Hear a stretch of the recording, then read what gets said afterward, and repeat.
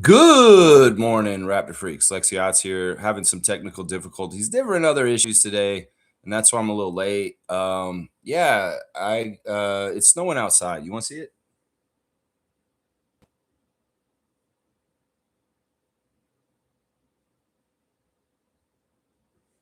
A lot of snow out there. A lot of snow. So yeah, all right. We got to react to this game last night. NBA Cup quarterfinals, knockout round. Raptors Knicks. It good first quarter. Rest of it garbage.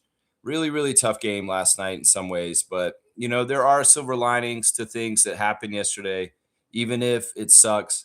Lot to kind of talk about. And sorry I'm late.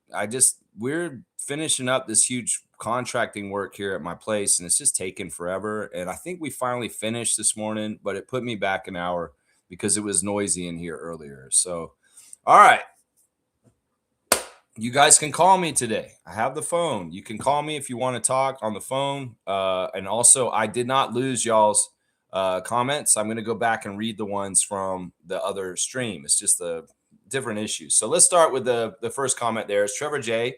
Good morning to Trevor J. Commissioner of Fun. Thank you for your words of wisdom. Your greatest asset is your mind. Train it to see opportunities, not obstacles. Imagination should be used not to escape reality, but to create it. I like that. I like that. It's crazy. One of the things that I've noticed that I'm kind of annoyed with is science fiction writers have written crazy science fictions like 50, 60, 80 years ago, 30 years ago, 20 years ago. And some people read the science fiction and some of it's bad science fiction as far as bad things happening. And some people want to make this come true in the world. It's crazy.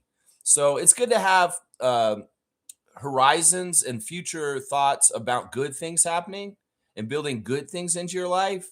Because just like on an icy road in the middle of Ontario and weather like this, your car will go where you put your eyes to. And if you look at the ditch, you'll go in the ditch. If you look at the road, you'll stay in the road. So in your own life, if you look at things in a negative way and going towards bad things, that may be where you're going. But if you can try and have a positive outlook and you looking towards sunny days and good things happening, that may be where you're going instead.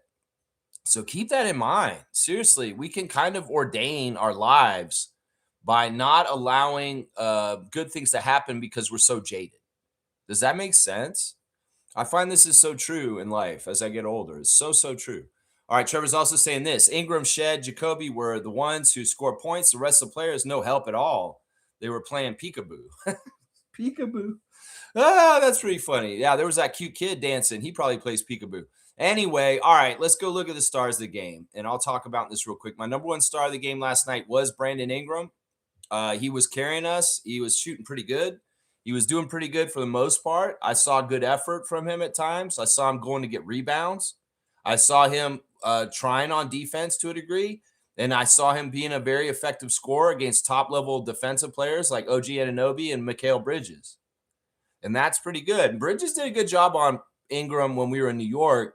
But this time, Ingram got away from those guys, and he did a pretty good job. 39 minutes for Ingram, 31 points, 11 of 18 from the field, 3 of 5 from three, 6 of 8 from the free throw line, 6 rebounds, 6 assists, 3 turnovers, 2 steals, a -4 for Brandon Ingram. No, he was fine. In some ways, I like the starting lineup. I think Darko did a good job of putting Oshai and Jamal in the starting lineup because Emmanuel did not play. He was a late scratch yesterday as having the sickness still. Like he was sick on Sunday and when he played against the Celtics and he didn't get better on Monday. So he was even worse sick. You didn't see him on the bench.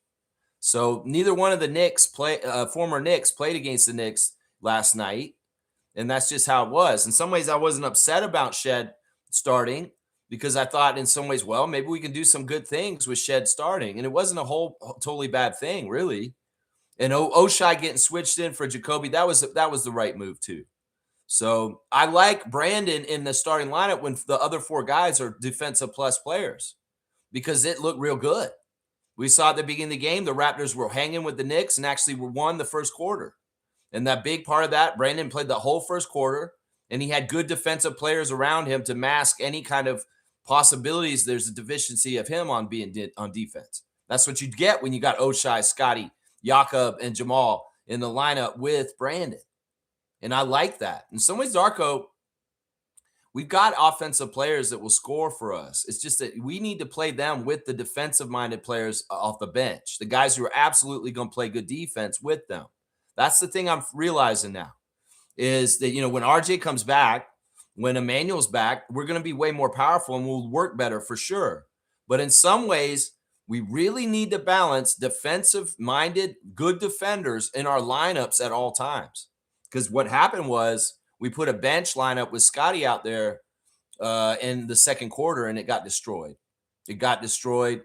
They couldn't score, and the Knicks just went crazy, scoring like crazy too. So 34-13 quarter with the dead notes of the bench, which is what Trevor's talking about here.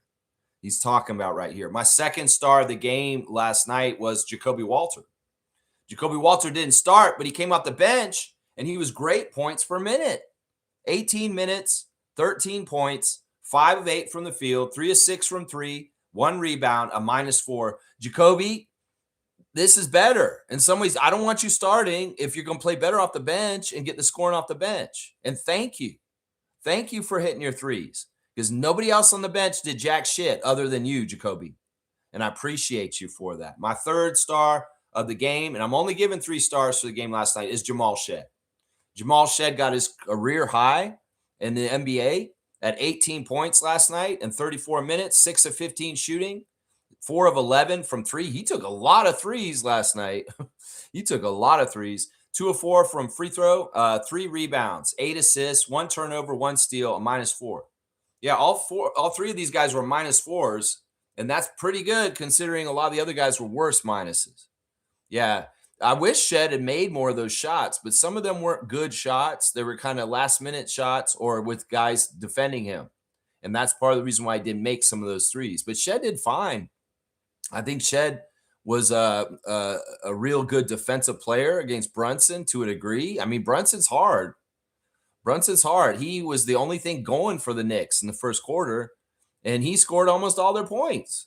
But, you take Jamal out and you put Chucky in, and he's burning Chucky too, a defensive player of the year from the ACC. So, the answers for Jalen Brunson in the game were not easy. And in some ways, slowing him down and kind of messing him up as much as you can is the best thing you can hope for. Seriously. And, I'm annoyed with Brunson and Hart because those guys are flop artists. Those guys are really good at drawing fouls in weird, messed up ways that shouldn't be respected. In particular, Josh Hart did a weird-ass flop in transition when Colin Murray-Boyles had a layup, and the refs, they entertained that. The refs were really bad last night. I'm just going to say this. Josh Tiven, you're absolutely an asshole, man. You're absolutely an asshole.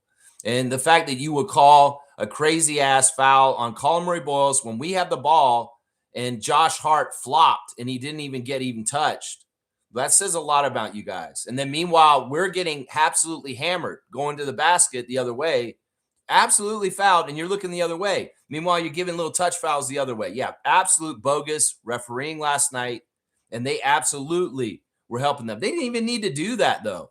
The Knicks probably could have beat us on their own merits, but the refs, they just wanted to make sure. In fact, they did some convoluted ass shit at the end where they took our timeouts away and gave two to the Knicks. I don't understand that. Why'd you do that? And why was Jalen Brunson's dad so upset in making them do that, the timeout shit? Yeah, there was just some really fucked up shit. And then there was like that one moment when they hit the ball off of Mikal Bridges' head and went out of bounds on his head, and I thought they were going to review it, and then they still gave the ball to the Knicks. So there was some really convoluted, crazy-ass shit in the fourth quarter where, in some ways we could have maybe came back and beat them if the refs had actually called fouls the way they're supposed to and given us some foul shots and given us some opportunities like they do. Because, on the ESPN Power Rankings, it says this morning. We're number 12 now. We dropped 2 more spots to number 12. And this is so gaslighting, what Zach Cram wrote this.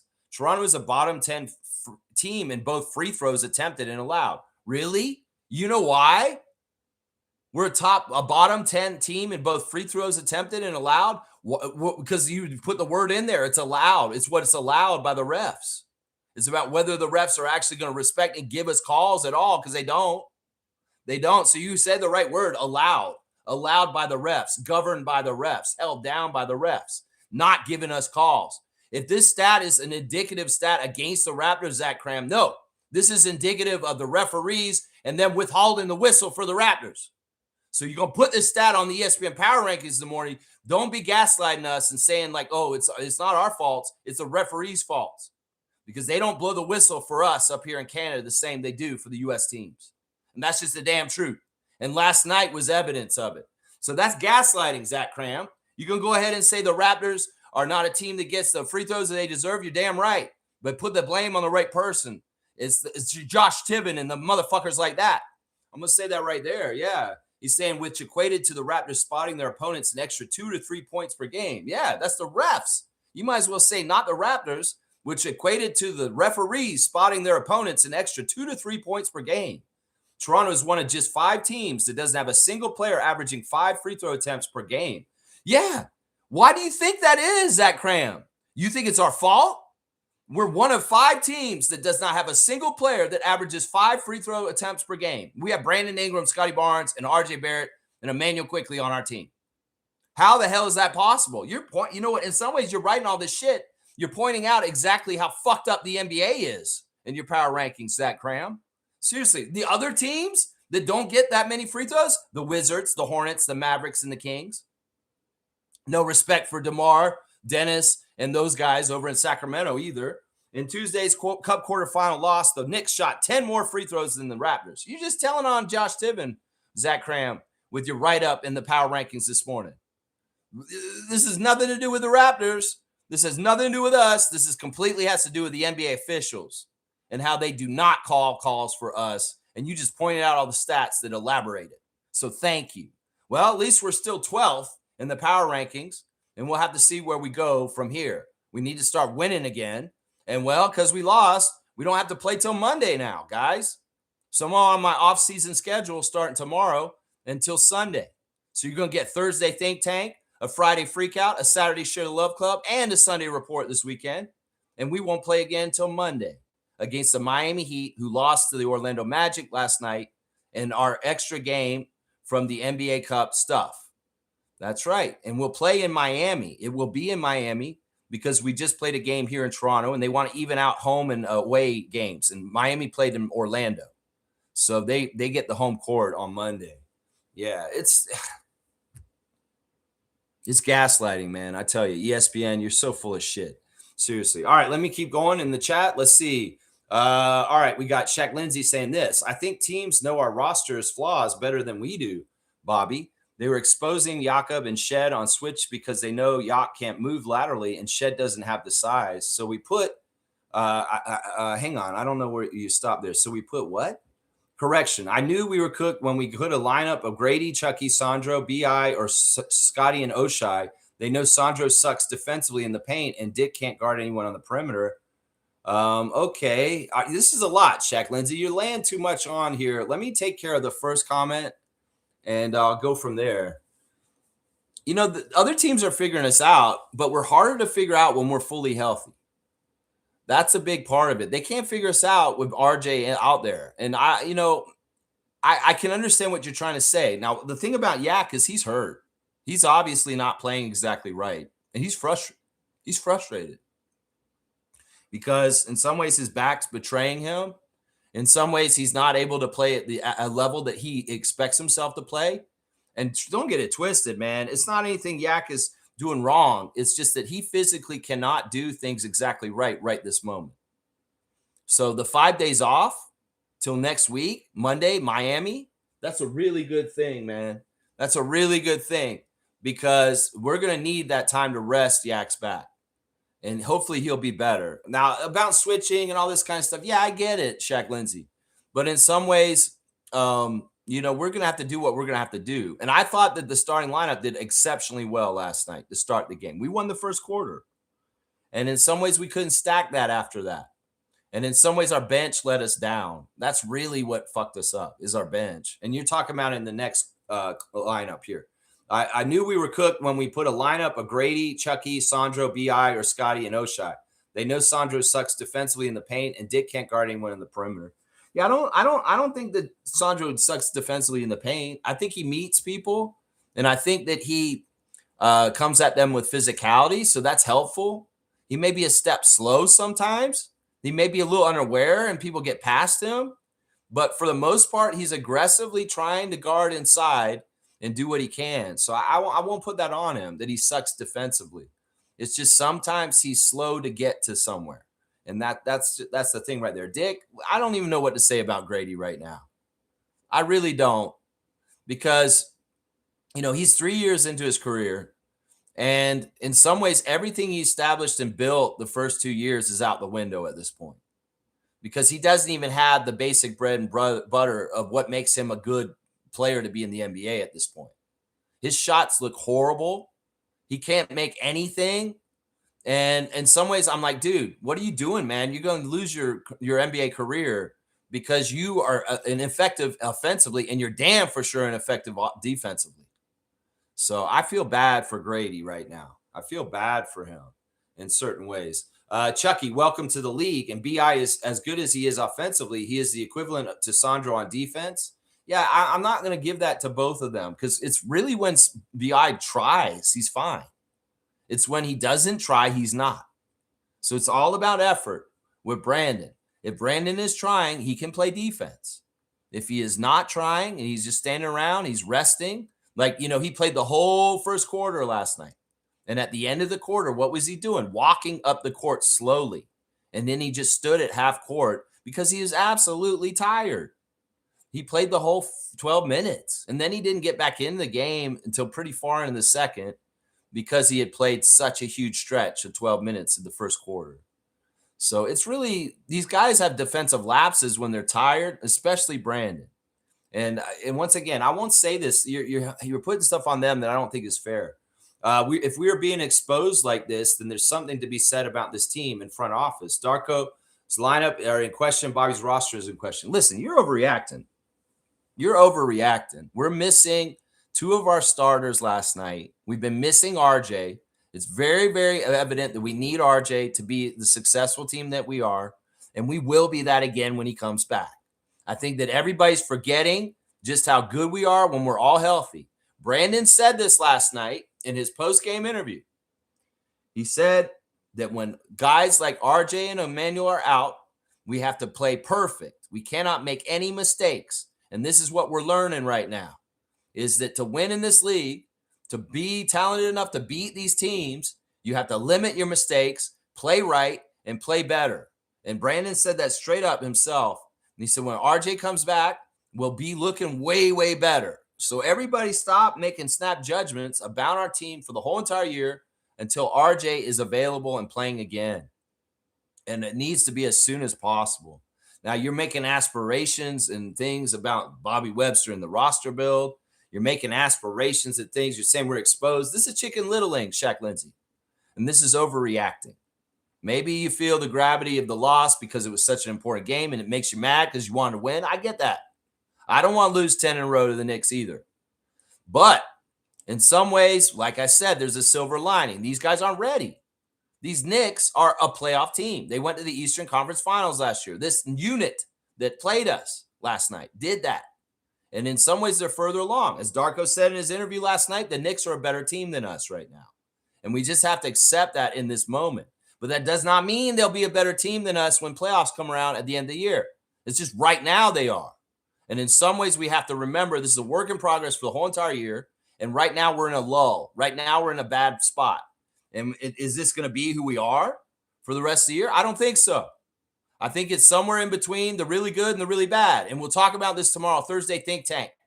Call me. Tell me what you think. What do you think the Raptors really are? Who do you think they really are? Do you think that they're a really bad team? Or do you think that they're a better team than they're playing right now? That's what we're going to talk about tomorrow. We're going to talk about that tomorrow on the Thursday Think Tank. So, yeah, let's not chicken little.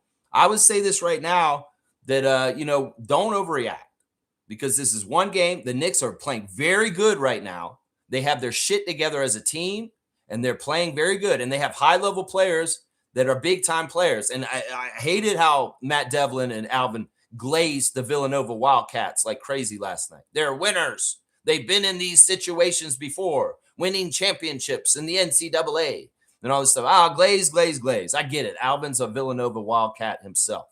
So he's going to be glazing his alma mater. And he loves Jalen Brunson. He's like, oh, I love Jalen Brunson.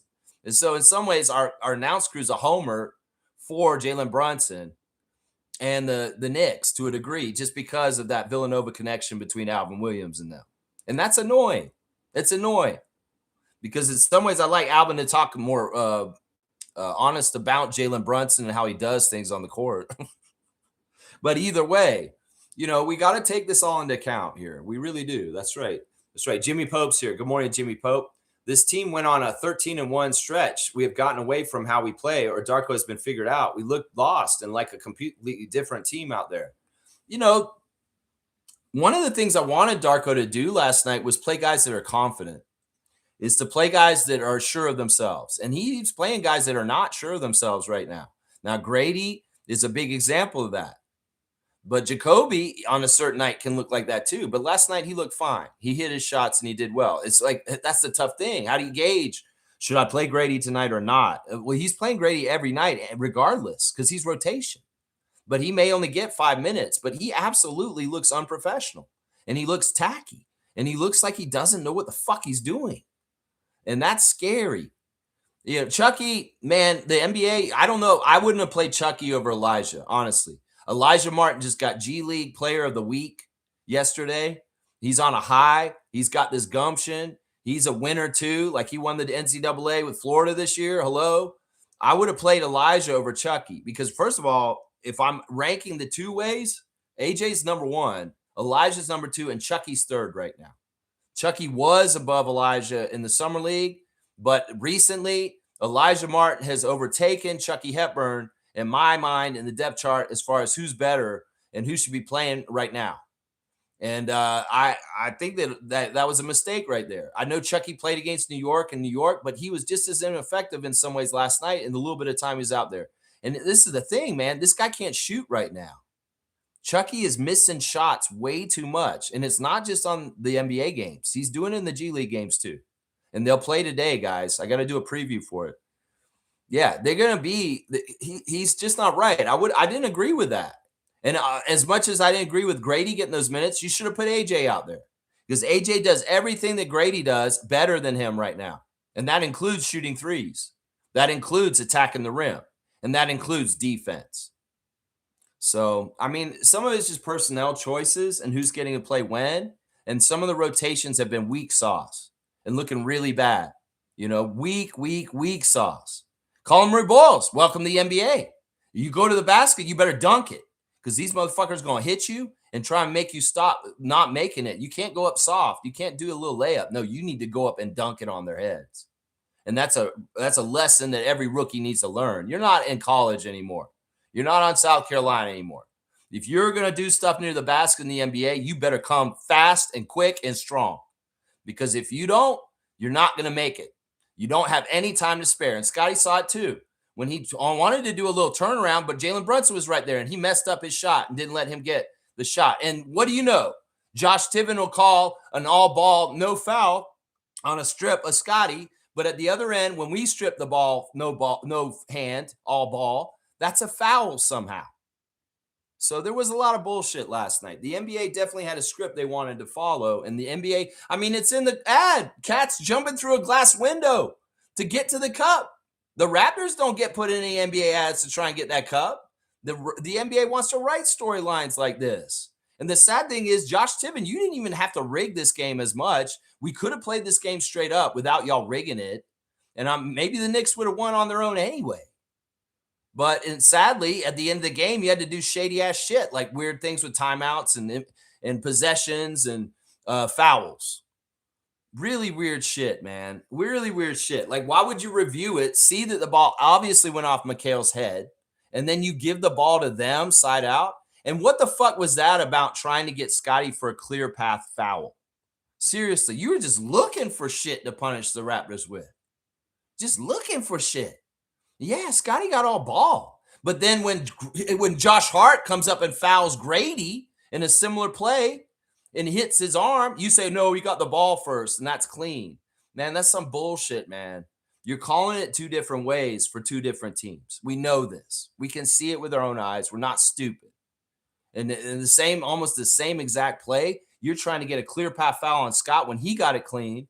And then when Josh Hart basically mugged Grady Dick in a transition, you're saying, no, that was clean as hell, even though it looked like he absolutely bodied him to make him not be able to hold the ball anymore.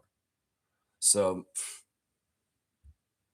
I'm just saying, there's a lot of factors here. Shaq Lindsay saying this: how the fuck do we go from having two or maybe three, if you include Sandro as the center, to having a half with Jacoby Backish, Jakob?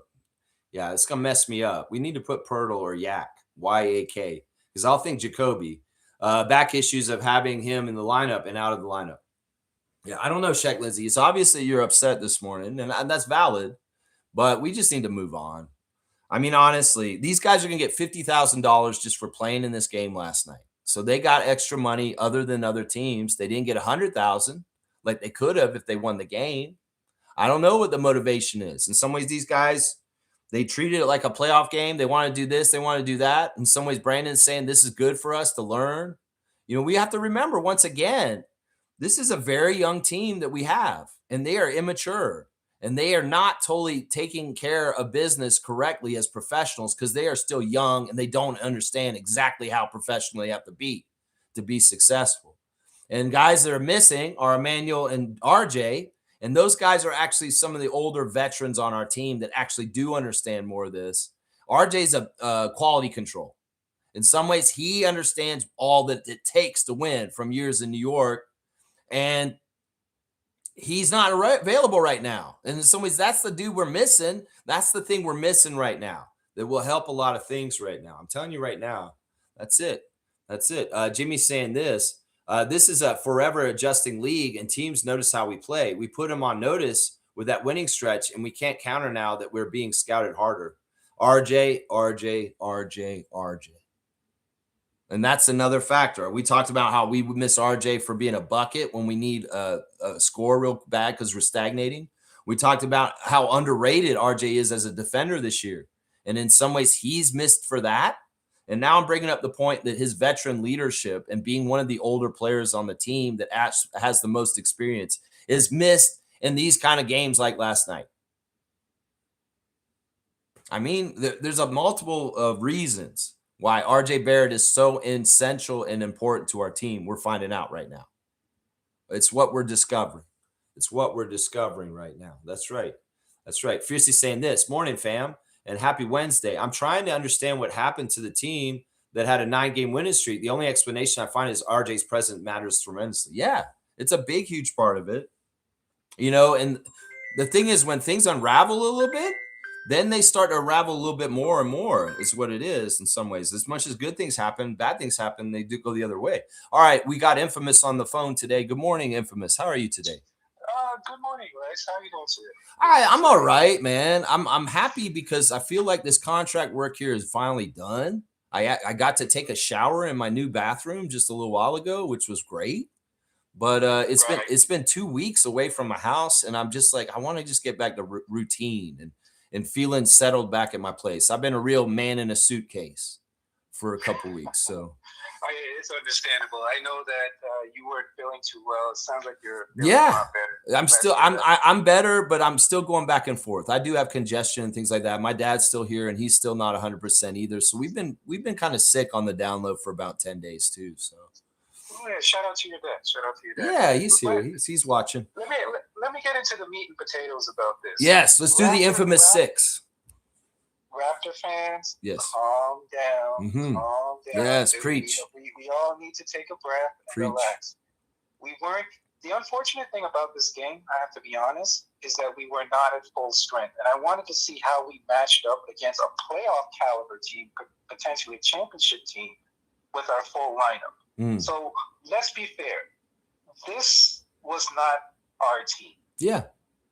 This was not our team. So we were shorthanded. We had 2 of our starters. Two starters out of any caliber team, any playoff caliber team, and see what you get. So we need to just chill and relax. We didn't have a full team. So take a step back and just chill. Now, here's a positive about this. The positive thing about this that I recognize is that Brandon is the real deal. Because how I test a certain team to see if they're good or not is how they show up in pressure moments. This was a playoff caliber type of game. This was basically a playoff game, right? Yeah, for sure. You want to see how people show up and see how they play in pressure situations. And Brandon showed last night that in pressure situations he can show up. He can show up. And that's the one positive thing that I noticed. And I say, hey, you know what? We got something here. So when the playoffs do come, I'm expecting the same level of play from Brandon. Yeah, I hope that he'll be very dependable. And I think that like kind of going along with what you're saying is we're finding out stuff that's weaknesses about our team. And well, December the 18th is coming real fast. And that is the winter showcase at Orlando when they do the G League Showcase Cup, which the 905 will probably be at. And that's when all the GMs go down there and they start talking trades. And that's really going to be a place where Bobby Webster is going to have to wheel and deal and figure out, because he's going to, I think that this team does need some moves to solidify some things. And we'll just have to see what he does. In some ways, I'll be very looking forward to seeing how he can maybe work his wizardry to make something good happen. So, the one thing I did notice, Lex. Yeah. One thing that this game did expose, though, is that our bench and our depth is not as deep as we thought it was. I gotta be honest about that. I don't think our depth is that as deep as we thought. I think that it's just not consistent. I think that it can be. I think that once again, like you said, there's 2 starters missing, so people get bumped up. And then, everybody's supposed to step up and do a little better. I think part of it's also that Darko's not using the right players at different times. And I really do. I mean, I know some people were coming down on, why are you using Chucky? He's a G League player. He shouldn't be out there. And he didn't look totally good, honestly. His one thing that he needed to do was just try and slow down Brunson, and he couldn't do that. And, him taking shots, I know he wants to get his first NBA points, but forcing threes is not the right move in this way. But, I think that, like I said, I'm a huge fan of Lawson. I feel like he's really overlooking playing Lawson right now, because Lawson has a lot of confidence and a lot of experience. And in some ways, he's a little bit more, I have way more confidence in him than maybe even Jacoby. For sure, Grady. But maybe even Jacoby, I have more confidence than AJ Lawson to produce for sure. Because he's a points per minutes machine. He's a steals guy. He gets in the lane. He causes fast breaks. He's a very, very active defender. The stuff that AJ's doing right now, I don't understand why, Darko's not giving him a good little rotation spot right now, because he should have it mostly, seriously. So, but anyway, I digress. Go ahead. No, there's 2 more points and then I'm out. Sure. There was the matchups, right? We got to also understand that the Knicks, other teams are starting to figure us out, and especially that Yak play where they drag Yak away from the basket and they put like Josh Hart on him and expose him. Yeah. A lot of teams have been doing something very similar things to us, and they're noticing that chink in the armor. So I'm hoping that Darko figures that out and tries to find a way to plug that hole, because that is a major hole that teams are exploiting. One of the things I noticed last night was Darko, when he took Yak out and he put Sandro in, and Colin and Scotty were the guys, that they're doing a man-to-man switch where they don't care who's guarding who. And what's happening is Jamal's getting put on a bigger player at times. And I don't necessarily agree with that. I'd much rather, I get they have to fight through screens and they're trying to fight for mismatch switches. But is there a way for us to play a certain style of straight up where there isn't so much switching? Like, can we play some sort of a zone or some sort of a man sticking to guys because I get the philosophy, and I see the Celtics do it and the Knicks do it, where they're switchable. All 5 guys are switchable, and you just put whoever you want on whoever with going with the flow of the switches.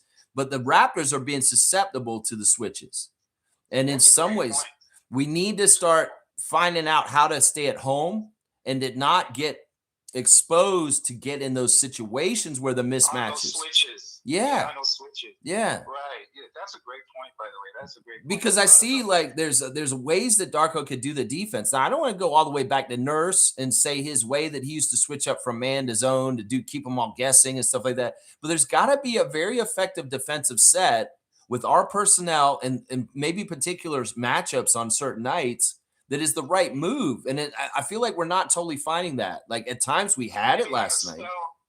Maybe like a stealth kind of zone. Yeah. You don't go into this. You go into like a particular stealth zone, maybe once or twice in the game. Yeah. And maybe to just disguise it a bit. But I see what you're saying. Because I would tether Pirtle to the lane and staying in the center and not allow them to drag him out. Like who cares if the center goes out there?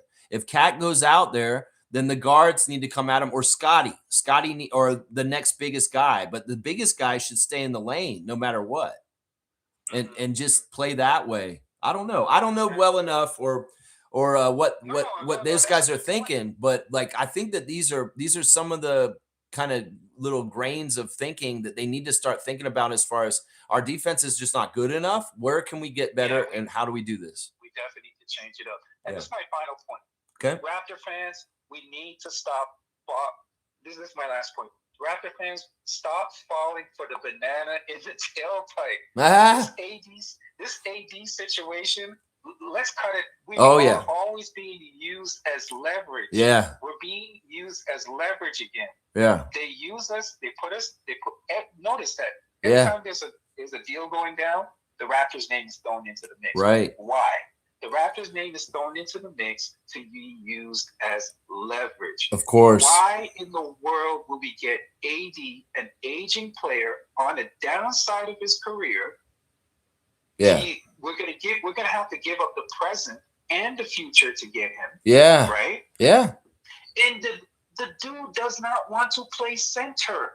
The one thing that we need. Right. Do you know this, Lex? I don't know. You don't really follow all the team, but a lot of people are saying in Laker Nation that one of the reasons why AD was traded, right, was because he criticized management and the upper management about playing the center position. He did not want to play the center. And as soon as he did the interview with, I think it was Sean Sharamia, he did the interview with him, he was traded. Pretty much the next day. He does not want to play center. He's made that clear ever since he got into LA. Yeah. So you're gonna bring him here and then put him. Well, that doesn't sound like you got two problems there. He can't stay healthy, and he doesn't want to play his natural position, and he just sounds like a headache to me. Exactly. He's a diva, right? Yeah. I want to be honest though, Infamous. I actually thought about how that would work in my mind if we did make the move and got him. Now, if he was healthy and he could play at a high level defensively and we didn't give up too much, it could be interesting. But that's a lot of ifs as far as like a lot of ifs. If he's healthy is the biggest if. So right. And you're going to be left. Here's the thing. People don't understand as Raptor fans. Raptor fans, you got to understand this. You bring in AD, you're going to be left with the same problems that we're trying to solve right now. Yeah. Do you know that AD is one of the worst centers / power forwards passing out of the double team? Yeah. If you want to watch any Laker game or watch any game with AD, the man is horrible at passing out of the double team. And we're better with Yak doing that already. Exactly. Yeah. And then you're going to leave a hole at the point guard position, and you're going to need another big man. Right. The same big man you're trying to. Anyways, I hear you, man. I hear you. Well, I appreciate the call today. I appreciate the call so much. The infamous 6 with Mr. Infamous. Yeah. Thank you, Liz. You're welcome, and thank you for calling, sir. And I hope that you have a great rest of your day, and I always value your calls. I value you too as well. I appreciate it, man. Let's go, Raptors. Keep your head up, and let's not Chicken Little, y'all. Come on now. All right, cool. We got Infamous today calling in to the show. I love it. I love it. I love it. G's here. He's saying they do not have the talent depth yet for the next man up to work. RJ is not 100%. Jakob is are big voids. Yak are big voids. Silver lining is the weaknesses are showing and front office can adjust. Yes. And we're getting rest this week. In some ways that's the consolation prize as people have been putting is that rest and absolutely needed for these Raptors. As Jamal said in his post-game interview last night, the Raptors have played 7 games in 11 nights as of last night. 7 games in 11 nights. That's a lot of basketball right there. And I know in some ways I feel the grind from doing this show. So many previews and reactions going back and forth over and over again. It will tire you out. It really will. Good game saying this. Knicks, to their credit, are a deep team with vets off the bench. I feel like we also need a productive vet off the bench to help the young guys stay confident and composed. Yeah. I mean, we're just going to have to see what happens. I think that we are going to do something before New Year's even. Maybe. I don't know. We'll have to see. I hope we do a move. Randolph's here. Good morning, beloved Raptor Freaks family. Blessings. You have been blessed with enough to be a blessing to others. Give, share, help, and lift others up. I watched this TED Talk yesterday about this guy about the happiness and money. And it's not about making more money. It's about how you use your money and whether you get happiness or joy from it. And sometimes that's from giving. Philanthropy is really important, especially in this really unequal world. And there's a lot of people suffering in different ways out there silently. So, if you are blessed and you have an abundance in your life and you are able to do things for other people, definitely do that, especially in the holiday season where things are really tight and tough for a lot of people. So 'tis the season for giving.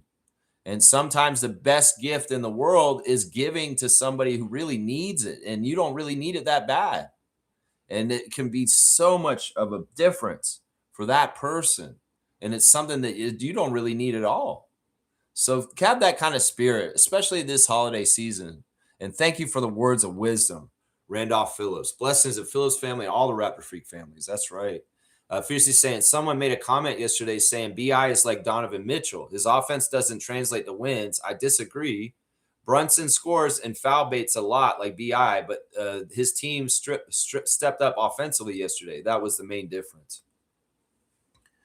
I think that it's kind of a fair indictment, possibly. The jury's still out on this, Fiercely. I won't say that Brandon is the kind of scorer that isn't like Mitchell, because it's really over the course of time. We're going to have to see if he can get efficient and play the right way with his great prowess as a scorer to direct us to wins.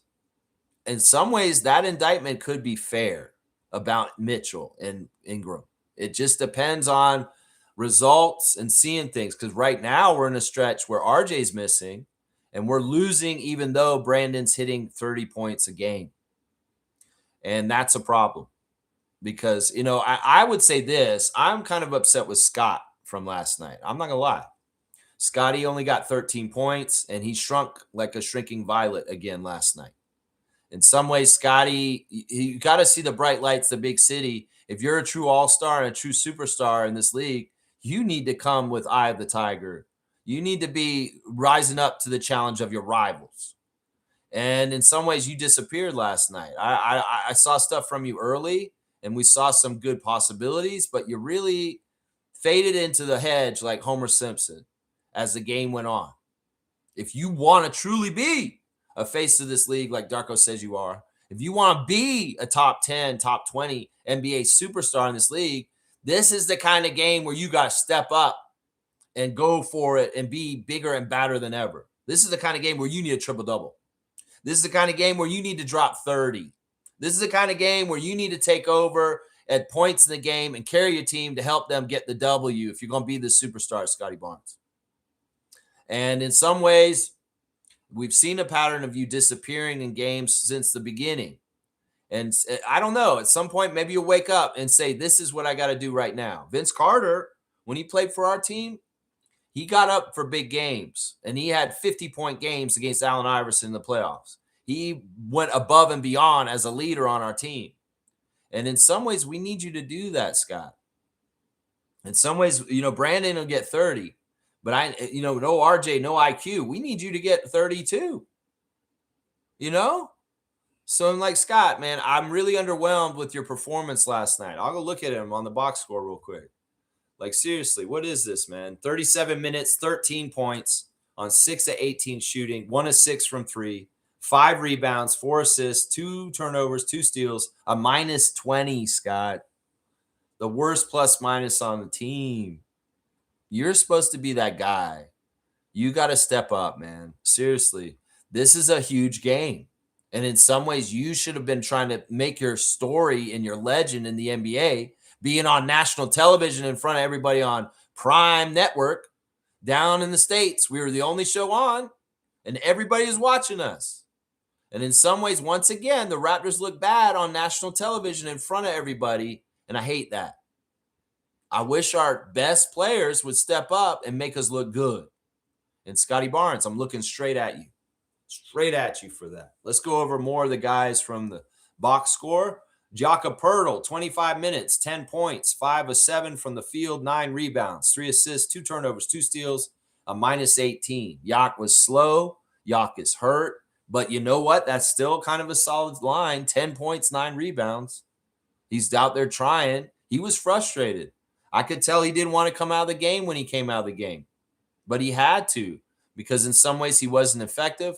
And also we needed to get these other guys in to see what they could do to help out. Abaji, great start in the beginning. He was fantastic defensively in the first quarter, but his offense wasn't there. 26 minutes, 3 points, 1 of 4. He missed the only 3 he took. He made his free throw, 4 rebounds, 1 assist, 1 steal, a minus 7. He didn't play overly a lot of minutes, but he was very effective defensively at times. I don't know. I'm going to give him a pass because in some ways he's doing defensive stuff. He's active. He's doing stuff out there to help. Sandro was really bad last night. It's weird, man. Like, we've kind of depended on Sandro to be a certain chip in off the bench for points. And if he gets just 2 points, I mean, when he finally scored in the third quarter or something, my dad turned to me and said, that's the first time Sandro scored. And I was like, whoa. I was like, he's right.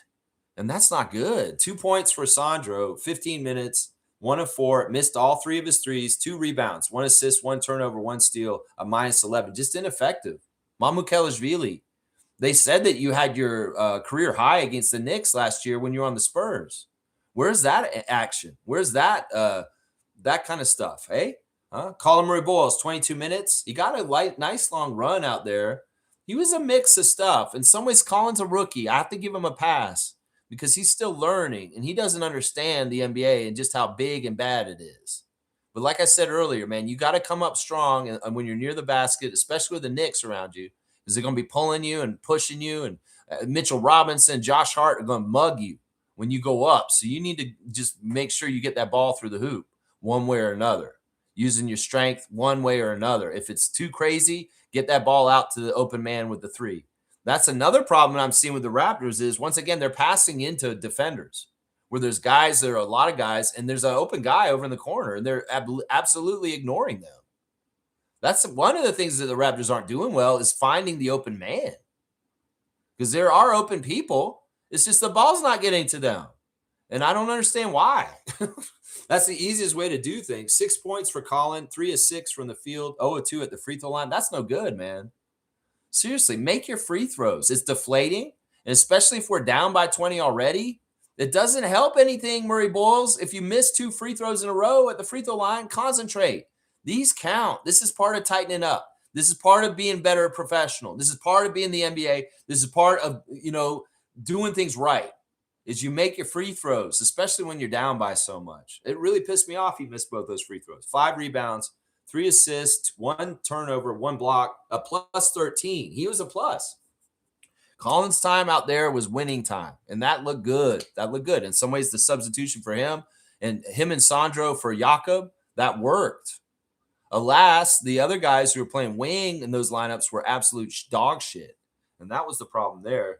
Garrett Temple and Jonathan Mobo got in for garbage time at the end of the game for 2 minutes. Jonathan Mobo got 3 points, made a free throw and made a shot and made a rebound, and that's it. Garrett took a 3 and he missed it. That's it. AJ Lawson, only 3 minutes. See, I totally disagree with this. Grady Dick's going to go out there and waste our time for 8 minutes, then put AJ out there for 15. Seriously. 2 points for AJ. He got to the line and made both the free throws, and he also got 2 blocks. This man's active on defense. He got 2 blocks in 3 minutes. Dargo, what do you need to see more from AJ Lawson? Seriously, put this man. He's confident. He's playing a high level. Play him on the Raptors. Just play him. Seriously, Chucky, 8 minutes, 0 for 3. All 3 of them were 3-point shots, kind of forcing. 2 assists, 1 turnover, and minus 12. I thought that, Chucky, you were guarding Kolek. At times, you could have tried to steal the ball from Kolek. Tyler Kolek's not that good, right? Chucky, come on, do what you do. Pilfer, steal. That little dude, Tyler Kolek, he should be able to steal the ball from him. And I don't understand why you couldn't. There's something weird there. Elijah Martin, 2 minutes of play in the garbage time. Didn't do anything. Didn't take a single shot. Just ran around out there. It would have been nice to see Elijah Martin trying to guard earlier in the game when it mattered. And then Grady, 8 minutes, 0 for 3, 1 rebound, 2 turnovers, a minus 11. Yeah, this is one of the worst games Grady's ever played as a Raptor, ever. Just sad, man. And the other problem right now with the Raptors overall is they're not hitting open shots. They get open shots and they miss them, and it's deflating. You be a professional team. You're supposed to make your open threes, make your layups, make your close shots. Jakob missing a couple of push shots. They're real easy near the basket. Grady missing his threes. Guys missing threes. Sandro missing threes. Guys trying to make dunks and layups, and the Knicks are hitting us underneath the basket, and we're getting fouled, but there's no call. And then we just lose the ball, and it's going back the other way. There's a lot of that last night. And in some ways, converting and executing should be a premium goal of the Raptors on offense. That's what you need. And you know what? I love some of the stuff Scott does recently. He doesn't settle for a 3, and he drives, and he takes a very high percentage shot, goes right to the rim. He did that last night, I think, at one point, where he had the 3, but he didn't take it. He put the ball on the floor and he drove, and he made a very high percentage shot.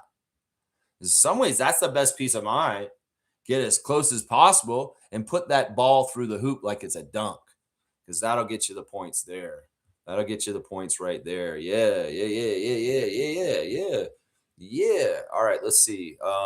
G saying this. One of the reasons RJ makes such a difference is because, according to Garrett, they don't run plays for him. He scores off instinct and opportunities, which makes them tougher to defend. Yeah, he's spontaneous. He's not easy to read. In some ways, he generates something from nothing. And yeah, that totally makes a lot of sense right there. MJ saying, I guess they were not that hungry for the 500,000. However, it wasn't that much. The 500,000 is what you make if you win the whole thing. They got 50,000 each just for playing in the game last night. Like, each of the Raptors got $50,000 last night. I think the two ways got 25,000. And then if they'd won, they would have gotten 100,000 each. So they would have doubled that. The Knicks are going to get 100,000 each. Hopefully they lose the Magic. I'll just say that right now. Yeah. However, the refs were absolutely on some BS and clearly biased. The Knicks were the league's chosen one to advance to Vegas. Yeah. That's why Cat's jumping out a plate glass window and getting on a motorcycle riding through the desert to Vegas. I mean, they could script this like WCW or WWF. And that's what they do, honestly. They do to an extent. They don't want us involved in this. In some ways we got railroaded. That's why I don't totally trust this whole RJ injury being out, because it absolutely derailed our good vibes and our good things going. Really did. Kaloy saying this, young team things. Second unit sucked the life out of the team in the second. Scotty has to take matters into himself when he sees no one else making a basket. That's one of the interesting things is, like, with RJ out, we were kind of balancing RJ and BI as being the primary scorers. When with RJ out, we put that on Scotty or Emmanuel. But these guys aren't doing it exactly right. So a lineup with Scotty in the bench, in theory, sounds good, but it's not, because Scotty's not alpha enough to just take over and just demand the ball and go off. And that's what we need at times when the bench guys are shitty and they're not capable. Scotty, you got to wake up and say, oh, crap. we're stagnating. We're not scoring in the last 2 or 3 minutes. I need to go ahead and start making baskets to kick us back into gear. Because that's what RJ gets when he's available. And that's what Brandon does when he's on the court. And we got to have, I guess, when RJ comes back, either RJ or Brandon on the court at all times. And we switch them in and out. Scotty, it doesn't matter if you're involved in who's in or out on that. We just need to have Brandon or RJ on the court at all times. Because Scott, unless you wake up and say, hey, I want to be like these guys and be an emergency valve, and I'll go ahead and take it on my shoulders to go do this. But you're not stepping up to do this, Scotty. And I don't know if it's just not natural for you or you don't want to. I don't know why you wouldn't want to, or why you wouldn't want to use your powerfulness in the post to get us points whenever we want to. It's like fruit on a tree. Just go pick it. Go pick it. You're hungry, you want an apple, go fucking pick an apple off the tree. You got it. Seriously, is that easy, my guy? Come on now.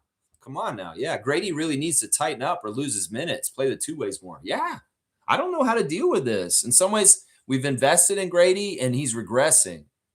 And in some ways, I seriously, I hate that I've become more right about Grady in this year than I did the 2 years he started, that he's not an NBA player, that he is physically not going to be able to play in this game at this level.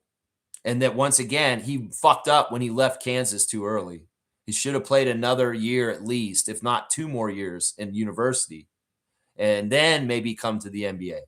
He jumped too soon. And I still don't get that because his dad's NIL, and he could have made a ton of money off endorsements, staying in Wichita and doing everything that he was doing there already. Why did you have to come out early, Grady? I think that was a professional mistake. And if they do a stunted growth on you in the future, that's probably going to be one of the stunts, is Grady Dick came out of college too early. Seriously, I don't know why you were so anxious. You look like you were fucking 16 after you were a freshman. You should have fucking grown and been a man on the college level a couple more years, like Jamal Shead. Seriously. Because, man, something's wrong here. Bryce is here. Good morning, Lex from Raptor Freaks. I'm starting to think Grady just isn't going to work out. I know. I am too. Like, what the fuck is going on with him? I'm starting to think he needs to be on a slower paced team. I really need him to lock in, or he'll be a damn net. You know, if we traded him for Day'Ron Sharpe, I wouldn't be upset. Go play with Jalen Wilson. Seriously, you want to play Rock Chalk Jayhawk? You go ahead and you can go play with Jalen Wilson. Maybe we trade Oshai and Grady, and you guys can collect Jayhawks on Jordy's team. And you go play with Jalen Wilson.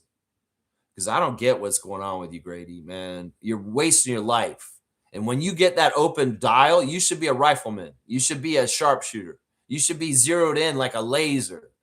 And you should be nailing these things. You're supposed to be Capono, bro. You're supposed to be Hauser.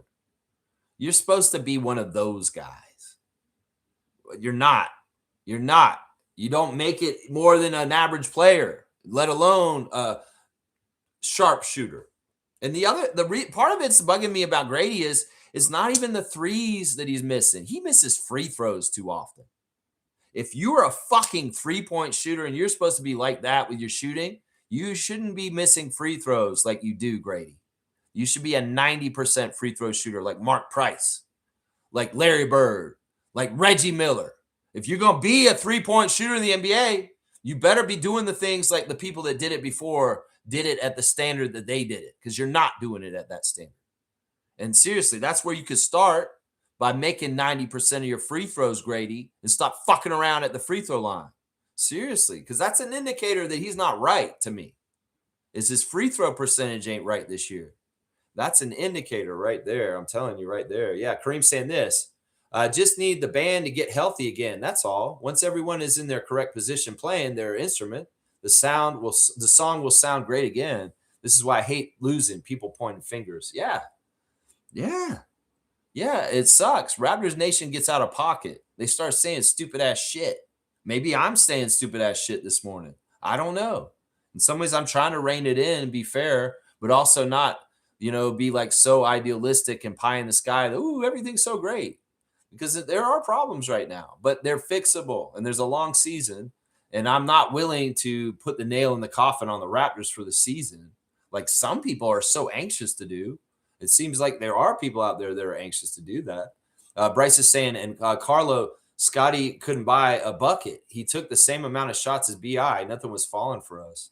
Did they take the exact amount of shots? 18 each? Because, man, it seemed like Brandon took way more than that, but he made the most of it. Yeah, you're right. It's just that Brandon made 5 more than he did, and he got to 31, and Scotty got to 13. Scotty didn't shoot a single damn free throw last night either. And that, you know what? He got fouled. Josh Tibbins full of shit.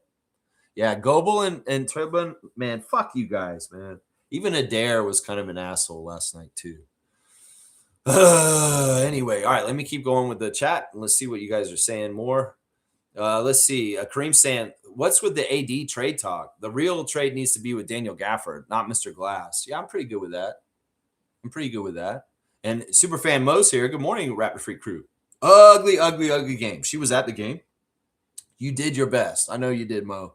We love you. Thank you for trying. You know, it was probably very similar to the game I went to on Sunday, where there was a chance that it seemed like they could come back and make something happen. And then it just kind of fizzled in the fourth quarter. You know, we were making some of the deficit from the second quarter up in the third quarter. We were doing some things in the third quarter like we've been doing recently. Alas, too little, too late.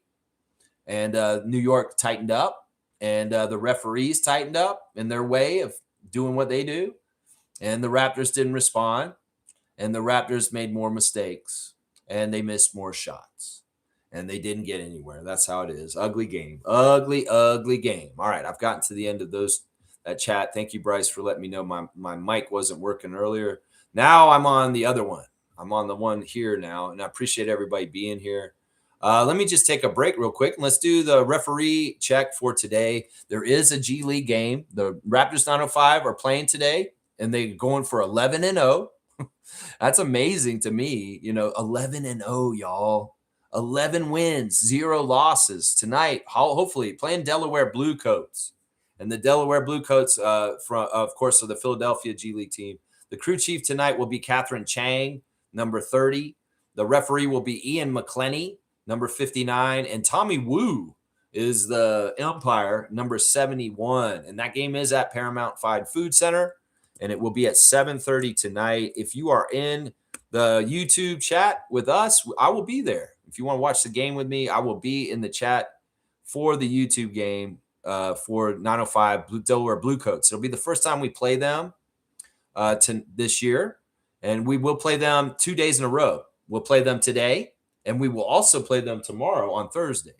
Now, let me go look at the Bluecoats real quick. Let me see who they got on their roster right now. This may be one of the better G League teams that we've faced so far, because they do have some talent on their team.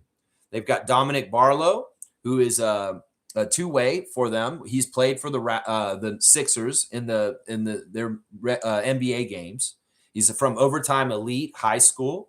Marjan Beauchamp, the cousin of Flavor Flav of Public Enemy fame, is on the G League Bluecoats at this point. He was on the Bucks before as a draft pick, and he's found himself to be a G League player. I don't think he's actually a two-way and playing on the Sixers, but he's a pretty good player. Marcus Bagley of Arizona State is on this team. Amani Bates, formerly of the Cavs, will be playing for the Bluecoats today. Johnny Broom, another player from the draft this year.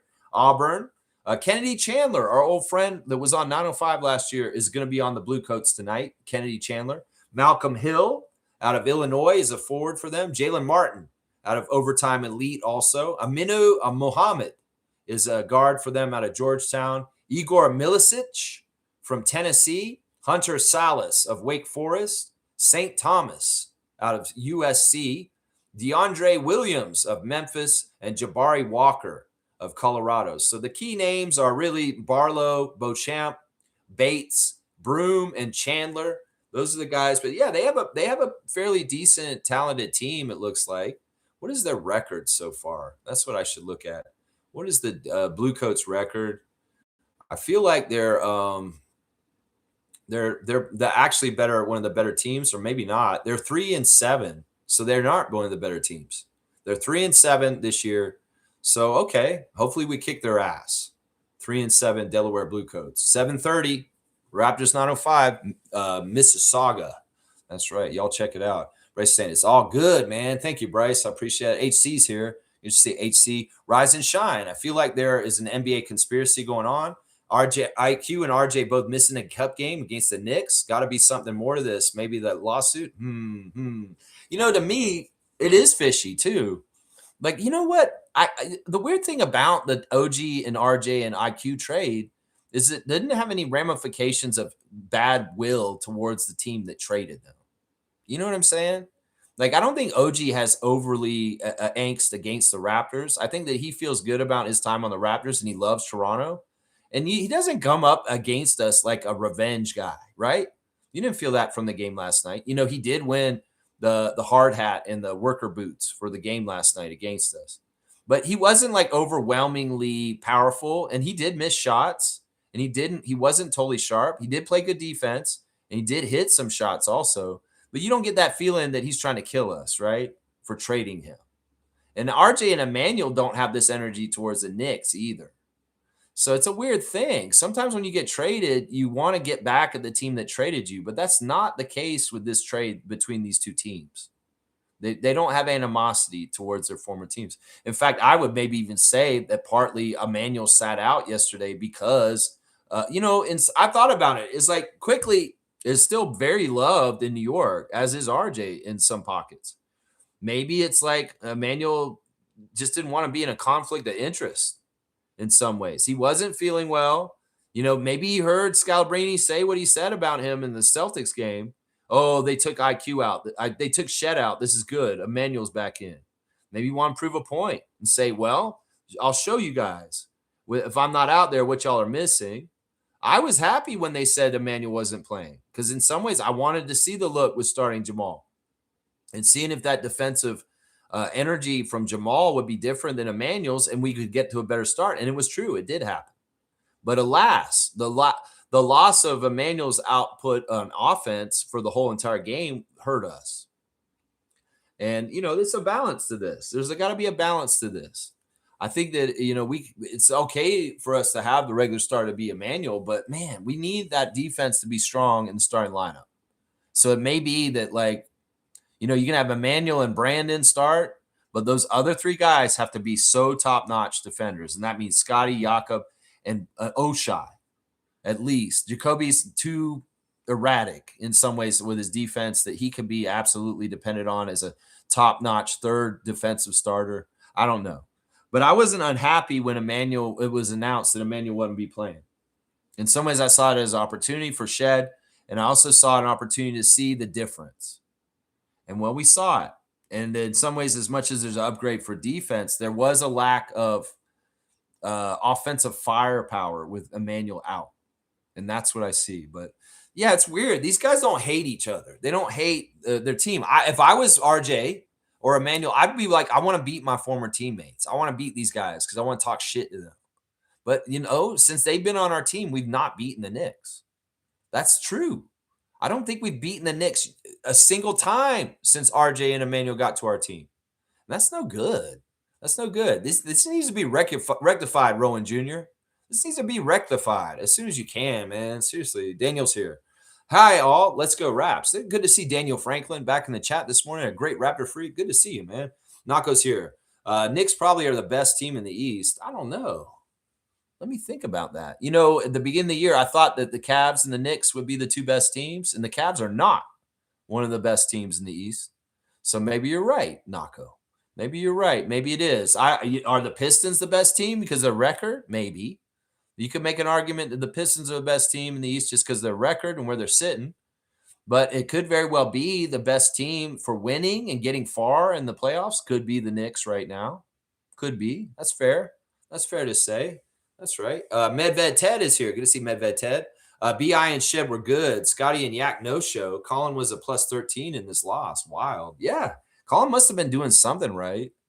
It's just that, once again, I don't like the weak sauce. You got to finish underneath that basket, and those guys will mug you, just like they're in the streets of New York. There's a mugger in New York. Yeah, there's a mugger on the court in the New York Knicks jersey, too. Those guys will mug you if you're trying to go up near the basket. That's for sure. Good to see you, Medved Ted. Yeah, I think you're right. BI and Shed were good. They were two of my stars of the game. And Scotty, yeah, no show. Yak was hurt. I give him a pass to a degree. And a 10-9 game out of Yak hurt is kind of passable. Nako saying CMB was flawed, but a lot of stuff I like. Yeah, this is the great thing. The potential and the things in him for the future are fantastic, and he'll only learn and get better. He's smart. He's going to learn. He's making rookie mistakes, and the other thing is his body's going to get so much stronger too. And he's going to be very interesting. Like it's funny, Jaylen Brown, like I said, watch Scotty, and he said he has an extra chromosome. He also said he's so strong, he's like a ninja turtle. What the fuck? Is it like, is that generation just think like the Teenage Mutant Ninja Turtles are like superhuman strength or something like that? But that's funny that Jaylen Brown said Scotty's strong like a ninja turtle. That's pretty funny. But yeah, Colin Murray Boyles will be strong like a ninja turtle too. We're gonna have Michelangelo and the Donatello all of a sudden on our team. That's right. We got a couple of ninja turtles coming up with strength. Not gonna say this. Oh wait, I read that one. G saying this. We do not have the talent depth yet for next man up to fill starters' voids. Silver lining is the weaknesses are showing, and front office can adjust accordingly. Yeah, that's the same comment you put on the other one, just to repeat it. I get that. It's just that they're young and they're developing and they hit different walls of ceilings, right? You know, Scotty has leveled up in different ways over his 5 years in the NBA, and he's at a new level. I really do believe he's at a superstar level. It's just that he has to consistently do it night in, night out. Now, you can do that in regular season games, night in, night out. Like I'm Dominique Wilkins. I'm going to give you a 20 and 10 every time I hit the court, like he did for the Hawks. You want that kind of consistency from your superstars. Now, Scotty can get consistent in regular season games and 82 games, but this is a special game last night. This is an uptick. This is a playoff game. You got to keep getting the levels up, Scott. You can get that consistency as a superstar in regular season games. Can you get that consistency as a superstar in playoff level energy games? And these are the levels that you got to level up as you continue to be growing as an NBA player in your career. You know, because it's different than when you were a rookie. You were just out there doing whatever, and they didn't really ask you to do anything specifically. Then they gave you more assignments as time went on, and then you started going inside and working in the paint. You know, it's all an evolution, and there's different steps of the evolution, and that consistency to be able to be that man on a night by night 82 games basis. That's still waiting for that, but it's coming closer and closer. And we want to be able to pencil you in for a certain amount of this, this, and this every single night, Scott. That's what we want. We want to be able to depend on you, my guy. That's right. Let's see. Daniel's saying this. Balance is critical with offensive and defense, but modern basketball will switch players and find those weak defenders, and Raps have to do that too, find the mismatches. Yeah, that's part of the difference in aptitude and experience and being a more veteran seasoned playoff team like the Knicks are compared to us is they know what to look for to pick apart like vultures on a carcass. And if they see certain things like, well, we could do this because Yak is hurt, or we can do this because we want to switch a size person onto Jamal Shed, they will go and execute it. Now we're starting to see the mismatches and start to do them more. I mean, when RJ's out there, he reads them real well and goes right at them. Scotty has shown an aptitude to see and read mismatches in the flow of the game and go and execute on them too recently, but not on a regular basis all the time. And there's a whole other level. Like I said, when everything is up with the stakes and the feel of how important that game was, it's all ticked up a little bit more. And in some ways, these guys that are young on our team are just trying to keep their head above the water, just not to drown, let alone be able to be cognizant to look around and say, look, I could do this right now because this is a mismatch. In some ways, they're just trying to take a standard of play that can keep up with the level of play that this game was last night because they're young, they're immature, and they don't necessarily have the experience. That's a difference in there, right there. You can go pick apart the mismatches when you're comfortable and you're feeling the game and you're in the flow of the game. But if you're just trying to play to be suitable enough to be out on the court and not look bad, that's a problem. That's the difference right there. And that's why I'd rather go with confidence. I'd rather go with guys that are bona fide than guys that are young and they're still shaky and they're not confident and they're fucking up and they're second guessing themselves.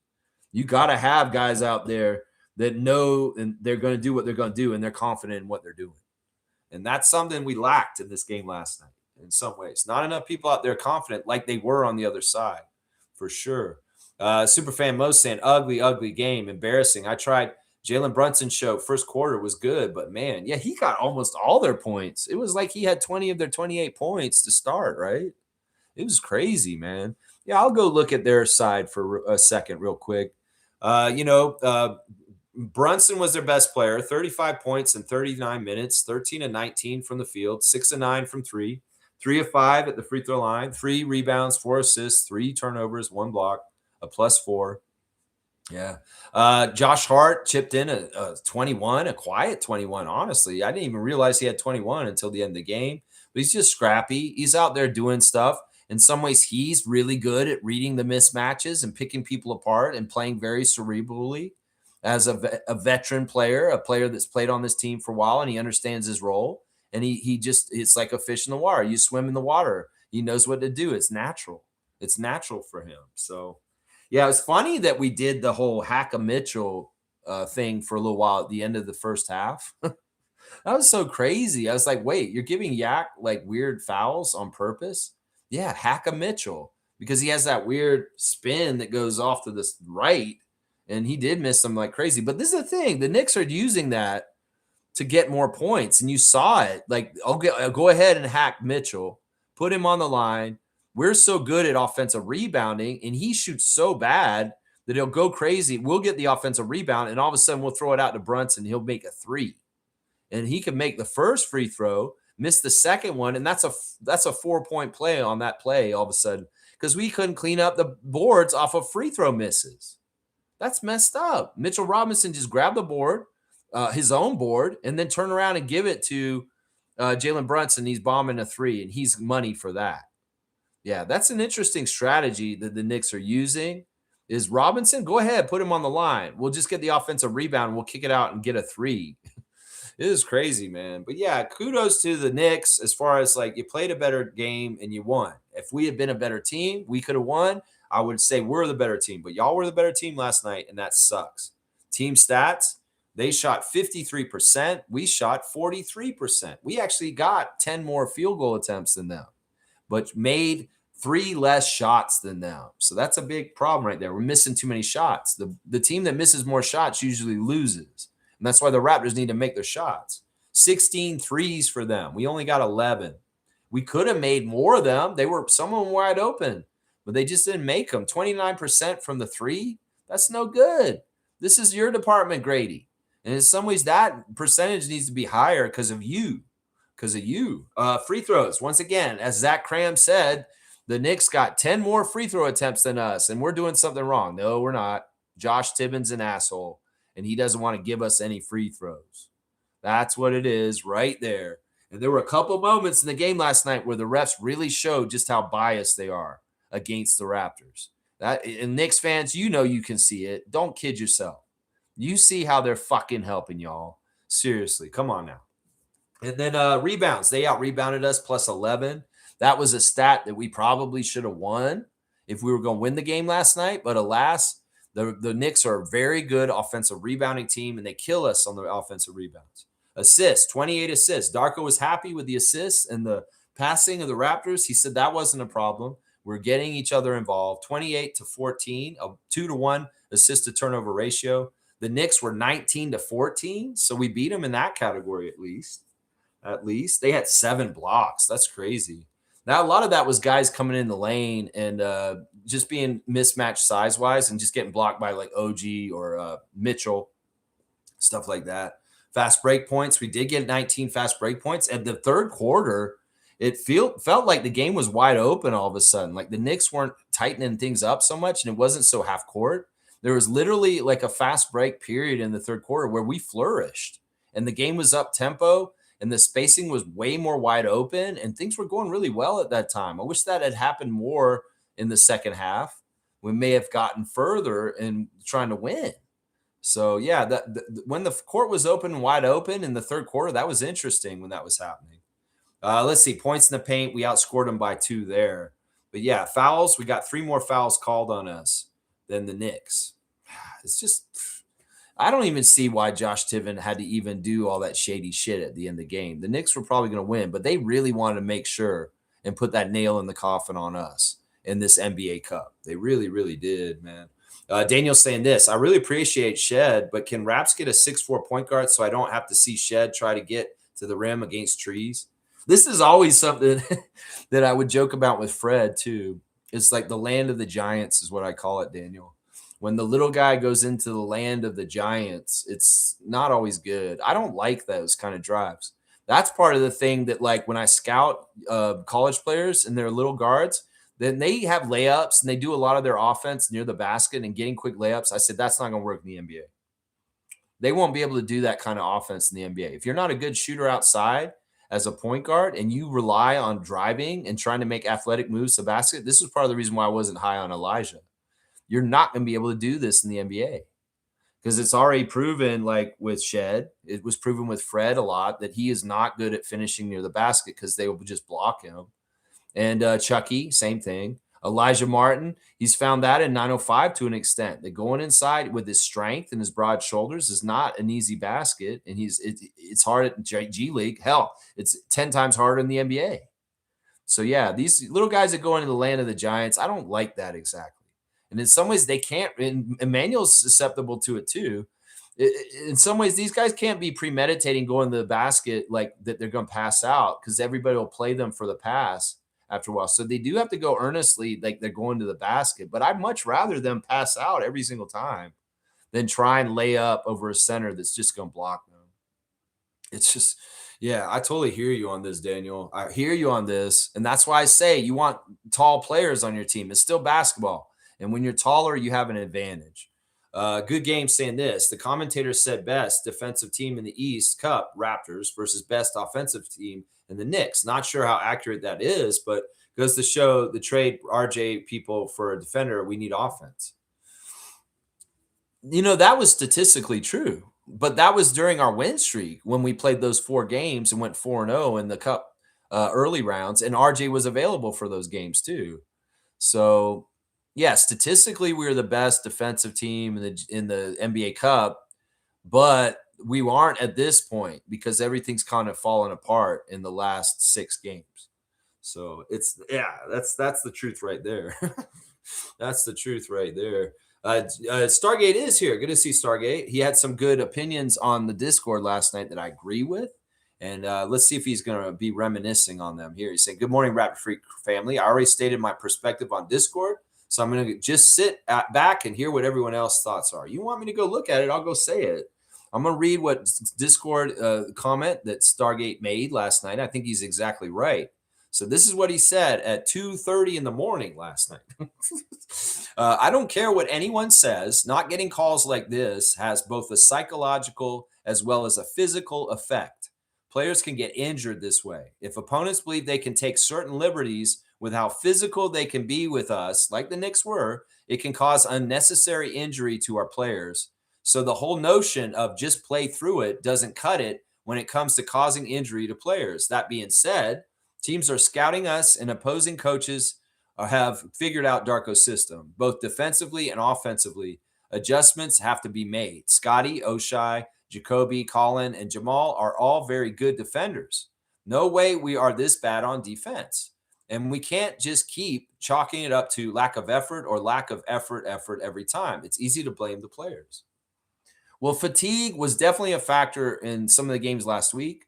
It should not have been a factor in this game last night. But as Jamal said, there's accumulated fatigue from 7 games and 11 nights. And that's fair. Seriously. You can think about it. In the last 11 days from yesterday back, they played 7 times over 11 days. That's only 4 days off, with almost double that being days where they're playing. So I don't know. It's tough to say. I mean, I get it. The schemes and things should be working better. I totally get that, man. I totally get that. Let's see. Nako saying best depth at point, power forward, point guard depth is good. Shooting guard depth is good on paper. Small forward depth is good on paper. Center depth needs work. You're just looking at the Raptors and you're saying this? I mean, best depth is at power forward? Maybe. I don't know. I think our best depth is actually at small forward. Power point guard depth is good. I think that's right. Shooting guard depth is good on paper. It should be good, but some of these guys aren't hitting shots. Small forward depth is good on paper. No, small forward depth is good because in some ways you could say that small forward depth is Brandon, RJ, right into the other guys because either one of those guys could actually be a small forward. Center depth needs work. Definitely, that's true. Let's see. Refs made a 10-point game a 20-point game. Not letting Darko do the challenge is weird.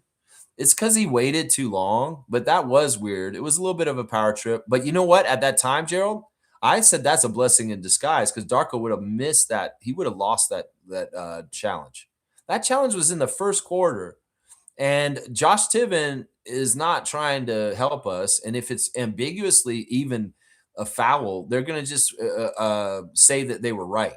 And we'd lose our challenge at that point. So I was happy that they didn't let us do the challenge then because when I saw the play, it was 50-50. And knowing Tiven, he would have called it against us and we would have lost our challenge in the first quarter. So that was actually good that they said, no, you can't have your challenge now. Because in some ways that wouldn't have helped us that much in the first quarter. And we needed to save it in our back pocket. And we would have lost it. I'm telling you right now, we would have lost it. Now, when the Knicks did their challenge, they lost theirs. And I knew they would. I'm getting really good at determining whether a challenge will be successful or not by watching the plays and really understanding. And that one challenge that we challenged on that was important was Scotty's foul for 3 fouls and them saying that he fouled on the arm. When they look back, they were like, no, actually Clarkson pushed him off. And then some ways they could have called an offensive foul at that moment. But no, Tiven said incidental contact, but Pirtle had the ball. So Raptors get possession. And in some ways, playing the challenges the way we did last night was actually good because that was an effective thing to keep Scott from foul trouble. And we got possession of the ball in that one. And that was a very good challenge at that point. If we had challenged in the first quarter like we wanted to, and they said, no, we couldn't, that was actually good because it mattered later what the one we did do. It was weird that they said, no, you can't. No, you can't. I think it's because because the Raptors took so long and like Darko's looking at Eric Curry, like, can you tell me whether I should challenge or not? And he's waiting. He's like, wait. And Josh Simmons is like, you know what? No, you're holding up the game too long. Well, I'm not going to go over there and watch this. And actually, Josh Tim was doing us a favor at that time. He was doing a favor for us at that moment. Yeah. Yeah. G saying this, Cat tripped and they called a foul, shaking my head. I could hear the slaps on the Raptors players from the TV. Brunson is a very good player, but damn, he's foul baiting is off-putting. Yeah, I love what Jaylen Brown said on his on his stream when he's talking like about Scotty being a Ninja Turtle. He went on this whole spiel about foul baiters and players in the league that are like he doesn't respect that. He's like, nah, I could do this. Maybe I should, fam. Should I do that? And it was like, nah, I don't respect these guys who foul bait. But this is the new NBA. And he's like saying, back in my day, we didn't do this. Back in your day, what are you talking about? Anyway, I think that I respect Jaylen Brown for not wanting to be a foul baiter and kind of looking down on it because there are a lot of foul bait artists in the league at this point. And it's kind of annoying, man, honestly. Most saying this, the Raptors got better at giving things out this season. Wow, amazing rally towels, etc. Yeah, I don't know. I mean, I feel like they used to give out way more than they do now. I feel like they've gotten cheaper, Monique. If you think about it, they used to give out shirts so often. Remember? There was like maybe like 5 or 6 games where you get a t-shirt. At this point, the Raptors don't give you t-shirts, but maybe like twice a year at this point. I don't know. I saw the towel. It looks nice, but in some ways they should have gave y'all shirts last night. The towel's cheaper. And I'm like, oh, they're cheaping out. They just gave them a towel. They could have given them a shirt. I don't know. You can, maybe your perspective is that they're getting better at it. I don't see this because when I worked in the arena like 20 years ago, they gave shit out almost every game. You'd be coming into the arena and they'd be handing you a bobblehead. They'd be handing you a flag. They'd be handing you something almost every single game. I think that Rogers has gotten cheaper. And even this year, things are tightener. So, I mean, that looks like a nice towel. It's weird that they got the towel without a manual on it at the last minute. I don't know how they did that. But yeah, it's interesting they gave towels out. I don't remember the last time they gave a towel out. I have some towels that they gave out back in the day. But yeah, that's your perspective, man. To me, I feel like they're tightening up, and they're not giving as much out, is what I've been feeling. G saying this for 4 years on the Pelicans, Ingram averaged near or 6 free throws a game. That was for the Pelicans. Yeah, Yeah, that's pretty good. I like that, but it doesn't translate to here. I'm just saying, Zach Cram, you're full of shit with your write up in the ESPN power rankings this morning, trying to point out that we don't get enough free throw shots. So you think we're not aggressive enough to go to the basket? No, the refs just don't call it. They just don't call it. Most bringing up that Elijah Martin has won Player of the Week in the G League. Yeah, it's all over the place, and that's why I didn't agree with him only playing in garbage time. In some ways, I wish he gave in Chucky's minutes to Elijah. Seriously, because he's on a high. And in some ways, Chucky's just not playing effectively right now. He's not even playing that well on G League at times, is what I'm saying. So Chucky's shot is horrible at this point. He doesn't make anything. And I wish he had played Elijah Martin because he's dialed in. Elijah Martin's got a bunch of 30-point games in the G League in the last week. And he's the G League Player of the Week. Why ride that high of achievement? Like, did you not recognize that he's the G League Player of the Week, Darko? Why wouldn't you play Elijah in rotation minutes instead of just garbage time last night? He's on a high. He's feeling good. He's feeling confident. He's playing well. He's shooting well. Why didn't you play Martin instead of Hepburn or Grady or Lawson come out there instead? I'm just saying. Stargate saying, I don't want to hear RJ and the word trade in the same sentence again for the rest of the season. I don't want to hear it ever again. I want to abolish that combination of words for Raptors fans. That's right. That's right. RJ is important. Although Danielle Michaud, you're a little confusing. What is it, Danielle? She came in, and I have to give Sportsnet a lot of credit. Last night they did a good job of, showing that the coach is coaching. They actually showed Darko's pep talk before the game and what he said to the players about the game, and it's very good. They showed a lot of stuff. They showed him coaching in the timeout, and Danielle Michaud came out and explained why RJ could not play last night, and she did a good job talking about the platelets and the plasma and the, but she did say that RJ got that injection. He needed to be off his feet for 72 hours, but he was at the game walking around. What is it then, Danielle Michaud? How the hell can you say, oh, you got the injection, but he can't be on his feet for 72 hours, but that man's walking around in the arena? That don't add up. Something's wrong here. Something's wrong here. That don't make no sense what she said. I'm like, Danielle Michaud, are you fake news? Seriously. But I do like that she's propagandizing in a positive way for the Raptors. Like, as far as Sportsnet is showing Darko coaching, and people can see this is what he's doing. He's motivating the players. He's saying this. And then Danielle Michaud explaining very explicitly why RJ's out. That's helpful. This is part of the fight I try to do on this channel, is information and helping to educate Raptors fans so they don't have crazy ass opinions on things and conspiracy theories and weird shit. In some ways, y'all can educate us and tell us the truth because that's your damn job as journalists, right? And that's what they're doing, right? And I appreciate them for that to a degree. That's right. Wayne's here. Sergeant Wayne, morning, Raptor Freaks. We said we wanted to see the team play both Boston and the Knicks to grade logically. Whether RJ plays or not, our injuries always happen. We're a top 6, not a top 4 team as of now. Begrudgingly, I guess I have to agree with him. We're falling in the Eastern standings. We are in danger of falling below the Sixers next because they are a half game behind us. And all of a sudden, we'll be in 4th place in the Atlantic Division when we were in 1st place not that long ago. That sucks, man. And, they're so close. I mean, seriously, at the top of the Eastern standings, the Atlantic Division is dominating.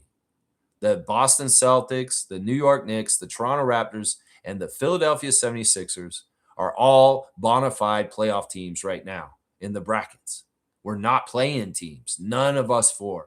We're all in bona fide out of the 6 playoff spots. 4 of them are in the Atlantic Division right now. That's pretty crazy. And that just shows how competitive and how much of a dogfight our team is in the middle of.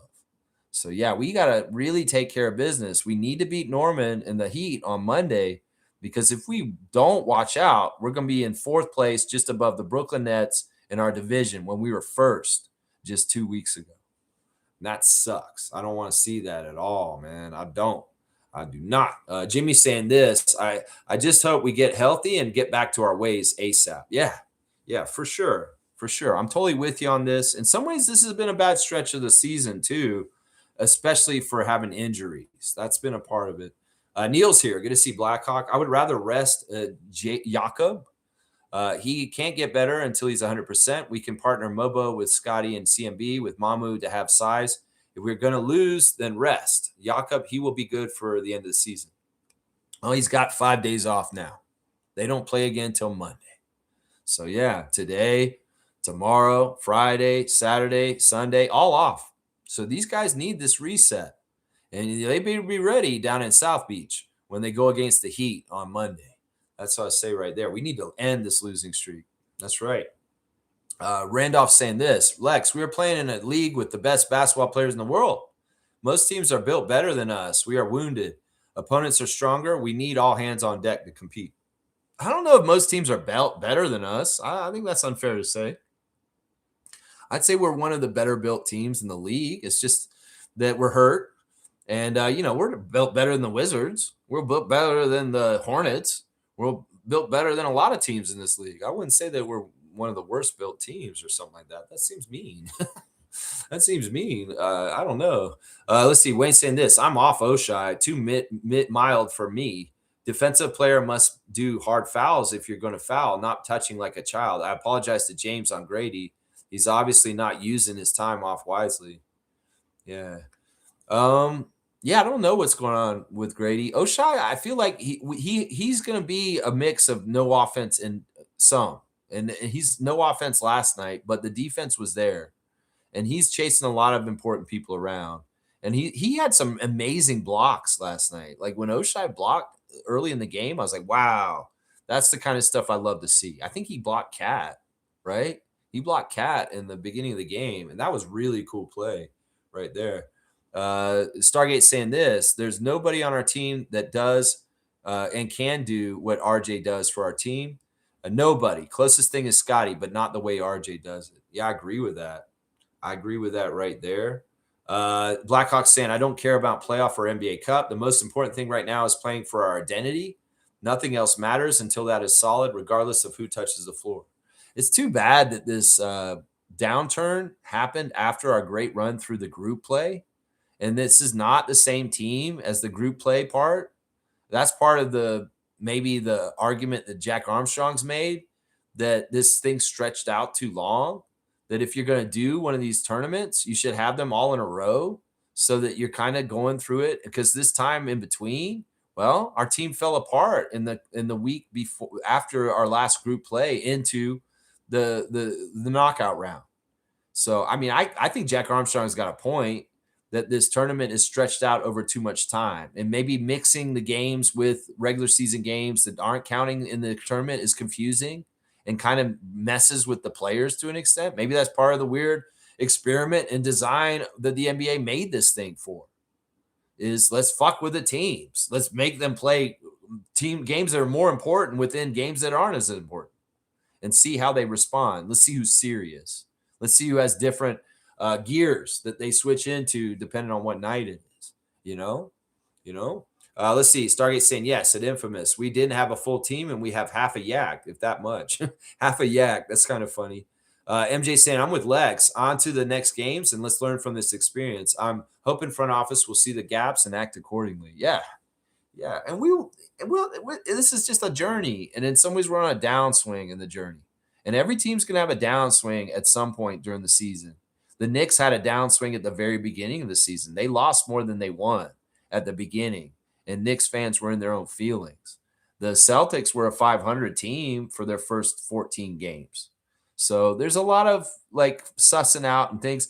And I don't want to believe that we're a team that's going to fall in the standings too far. I think that we'll stay as a playoff team. It's just that we've got to right the ship, and we do need to do it fast. Because if we take on too much water, we're going to be 500. And if we watch out too much, we'll be below 500. We're 15-11 now. And that doesn't look as good as what we were a little while ago. We were like 14-7, right? Now we're 15-11. That's no good. That is no good. G saying, apparently Scotty and Brandon are top 5 for minutes played. We need to give them some slack for lapses, in my opinion. Yeah, I don't like that totally. But I guess that just shows how reliant we are on them. And Brandon, especially last night. I mean, he had to play the whole entire first quarter. And I don't know if that was the right move. Although, you know what? I do really love that Brandon has the gumption to want to play all 82. And he really does want to play as much as possible as he can. And I have to respect that and appreciate that in a lot of ways. Most saying RJ's absence is missed, and it shows for sure. 100% super fan Mo. 100%. Fiercely saying this, but the coaching staff also needs to work on those gaps and see what can be done with the current personnel. It's all about adjustments and lessons learned. Yeah. Yeah. I can get on that. I can get on that. The lessons are being learned. These are young guys and they're growing. And we're in, as much as we want to say the rebuild was over. No, the rebuild is still ongoing, even with progress and positive stuff like a 9-game winning streak. It's still a rebuild. We're still trying to build up, and we have a very young core, and they have to learn and mature over time. So we got to go longer with them. Superfan Mo saying, I strongly agree with your take on Elijah, Lex. Yeah, I wish he'd played more last night. I mean, he's on a hot streak. Ride your hot hand, right? He's on a hot streak for the 905. And in some ways, he's got a lot of gumption and excitement. And the other thing is, he's got a lot of wanting to prove something on the NBA level. So let that dog loose, Darko. Unchain Martin and let that man go out there and prove me wrong and show me that he's an NBA player. Seriously, I want him to prove me wrong.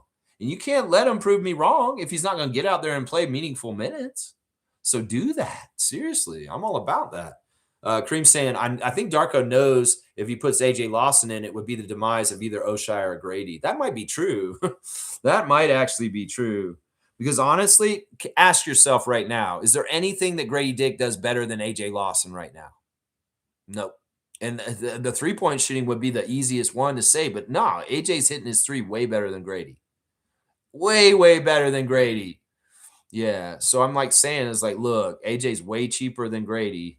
And Grady, I don't know where he's going with what's going on right now. In some ways, if he can't be a role player off the bench that can hit threes like Sam Hauser or somebody like that, then what the fuck is he doing in the NBA? Seriously. What the fuck is he doing in the NBA if it's like that? Seymour's here. Good morning to Eye Candy. He's saying good morning to Eye Candy. Seymour's saying I'm still a little cheesed from last night. You want to do 4 quarters? You're welcome to call me. This is a reaction stream. Let's see. Wayne's saying not buying the missing RJ narrative. You win or lose with the team available. We lambast the Warriors for saying Kevin's absence was the reason they lost to us. And too bad. We were beaten by a better team. I see Wayne's point. But I think it's not that we're saying we're losing because of RJ. No, we're losing because we're playing sloppy and we're missing shots. No, it's helpful to have RJ to fix these things. And in some ways, he makes us a better team for sure if he's on our team. And I think that's the whole point of things with RJ and his absence right now is that we are better when he's playing for us. And I agree with what you're saying. Next man up. If we don't have a guy available, we should be trying to shore up the things and do it in his absence. But we're seeing what he's worth. And in some ways, that's undeniable right now. That's undeniable. Yeah, I no excuses. And I'm not saying we would have necessarily won for sure if RJ had played last night, but he damn for sure would have gave us a better shot. I think that's true. That's right. Fiercely saying good morning to Seymour, and Smooth saying to add Anthony Davis means subtracting RJ, IQ, and draft capital. That's the reality. Yeah, I ain't doing that. No, that's not worth that.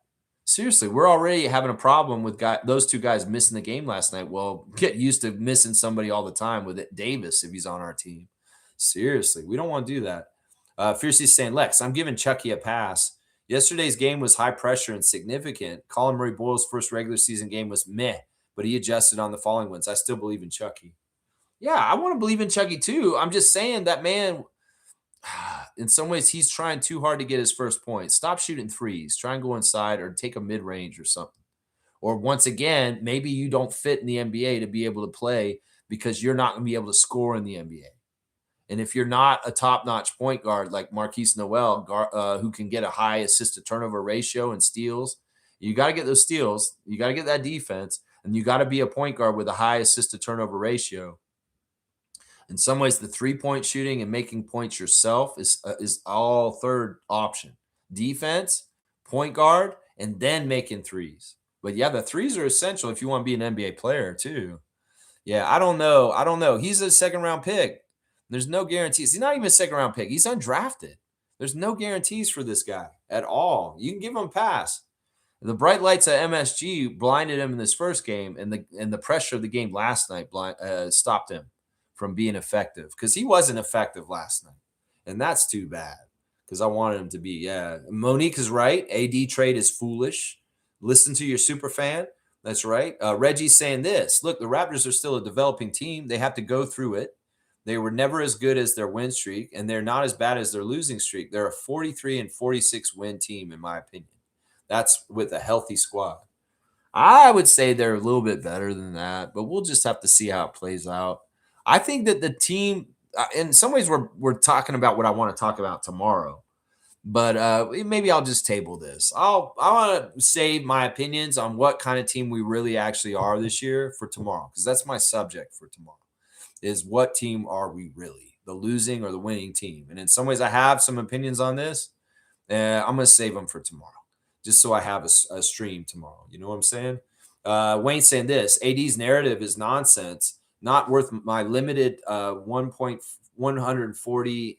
Knicks have no real bench, and they need to win now. The pressure is on them. Assuming front office pushing for Grady to play, AJ deserves his run. Use him. Yeah, I don't like this whole idea of we got to play guys by where they get paid. I want you to throw that out the window, Rajakovic. Seriously, man. You get them all hungry and get them all crazy. You can't let these guys rest on their laurels just because they're $30 million people or a $10 million person versus a $2 million person. No. You can't do this. You've got to play the guys that deserve it and are going to add up to us getting better and winning.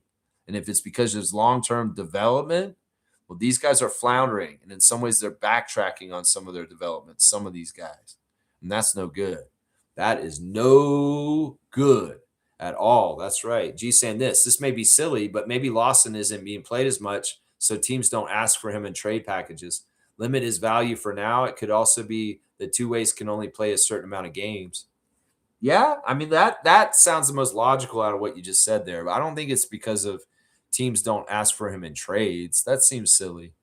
They can see AJ Lawson on G League and see who he is. And if they really want him, they can ask Bobby, but he's a two-way. They can't just pluck him up off our team, which is great. He's not available to just get signed on a 10-day because he's on a two-way contract. So we're protecting AJ in that way. And I think he's in a certain spot where other teams wouldn't, if they do come and ask about him, that's really small potatoes. And it's not often that people are trading two ways. So in some ways, it's kind of like we got a marker on him, and this is not somebody who's really available. It's kind of what a two-way contract is, right? Right? Dak Canadian saying, all I'll say about the AD trades, I don't want them. That contract would just destroy us with the current CBA. Yeah. I think we're all in agreement on this. I think there's very few people in Raptors Nation that actually want him, and they're probably people that are just not really thinking it straight. Seriously. Wayne saying this: nothing to do with the Raptors. I hate North American sports with the inherent corrupt bias calls. Colin Roy Boyle's just standing watching Scotty attack the rim, and Hart just runs into him and gets a foul call. Yeah, that was totally cheesy as hell, and especially because Hart overacted and fell on the floor. Where's the old flopping technicals?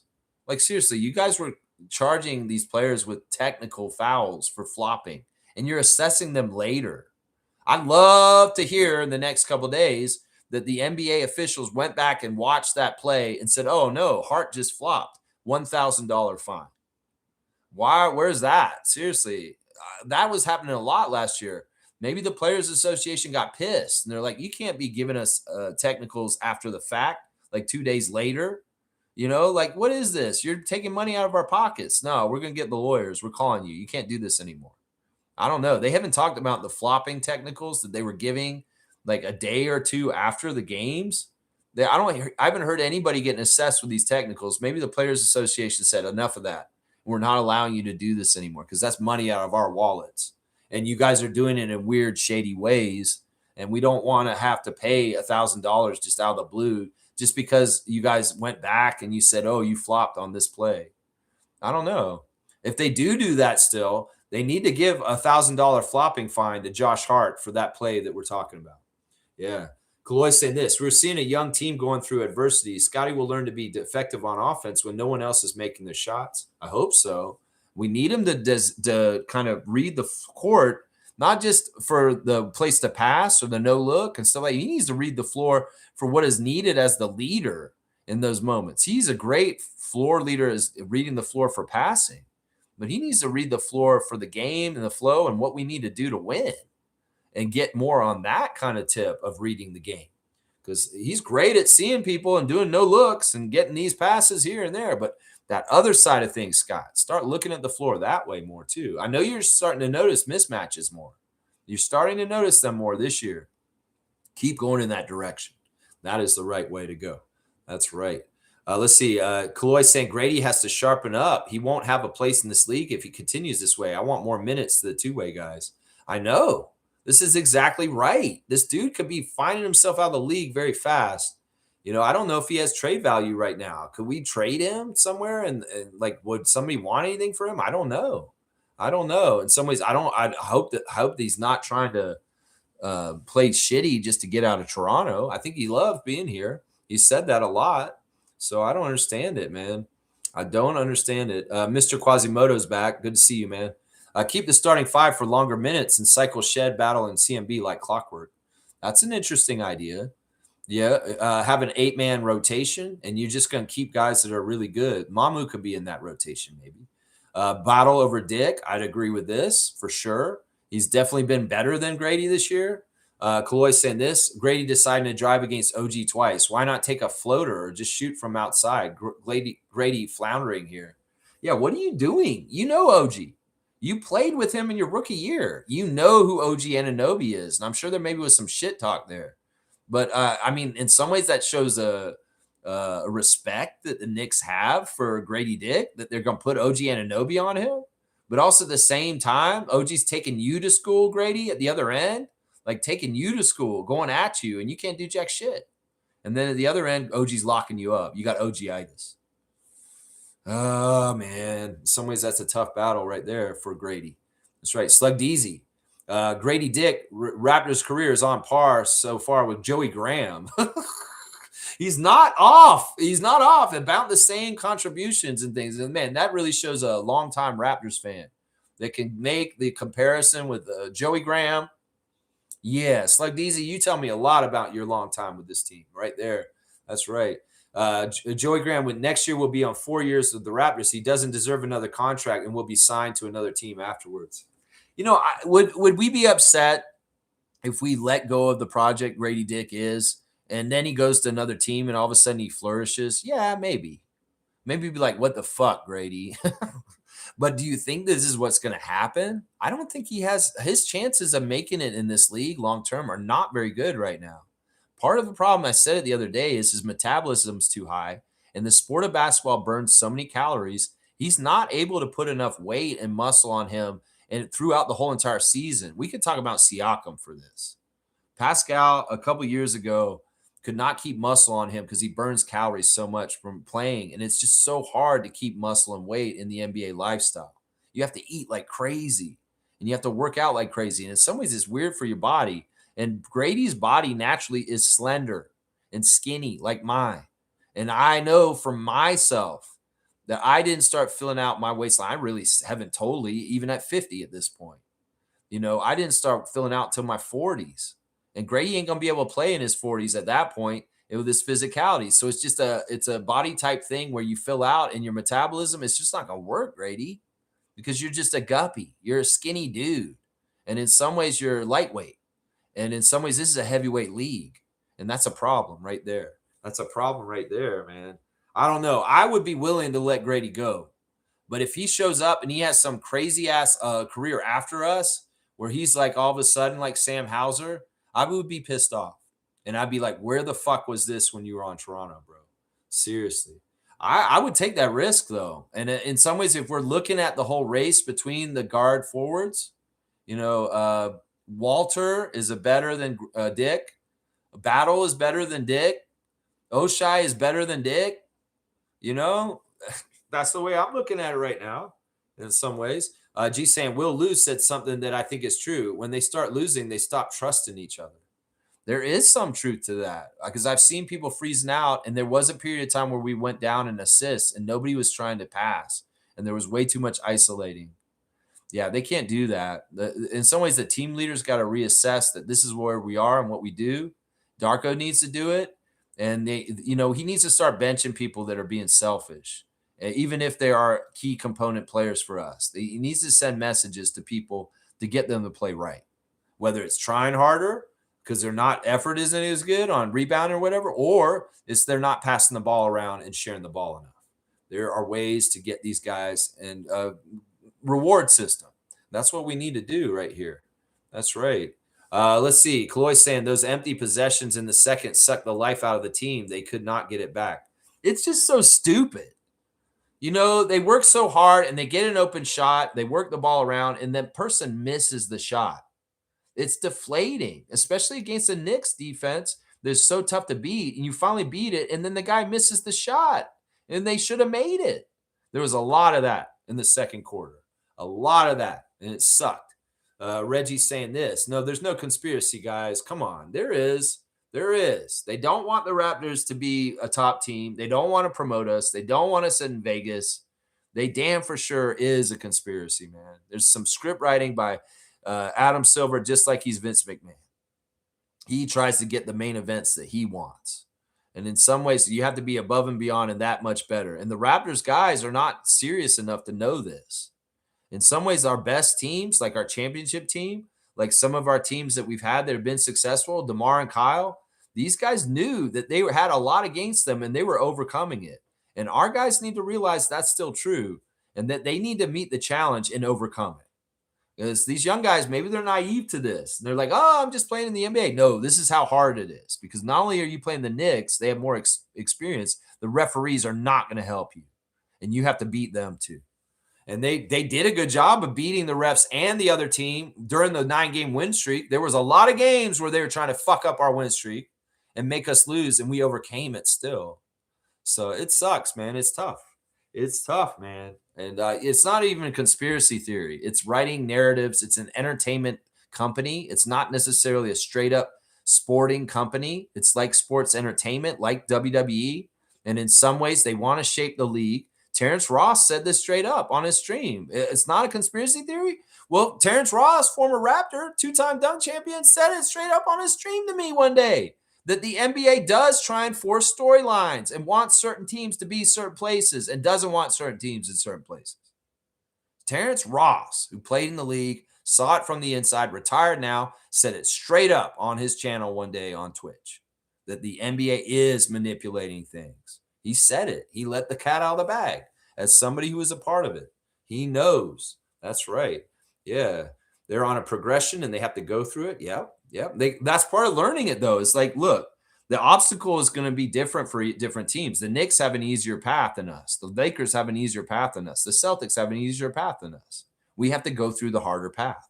And that's why when we win a championship like in 2019, when we win again, it's all the more sweeter and more of an achievement because we had to go through worse things and harder things to get there than these other teams. The Knicks, it's surprising they haven't won yet because the NBA would love the Knicks to win an NBA title so bad.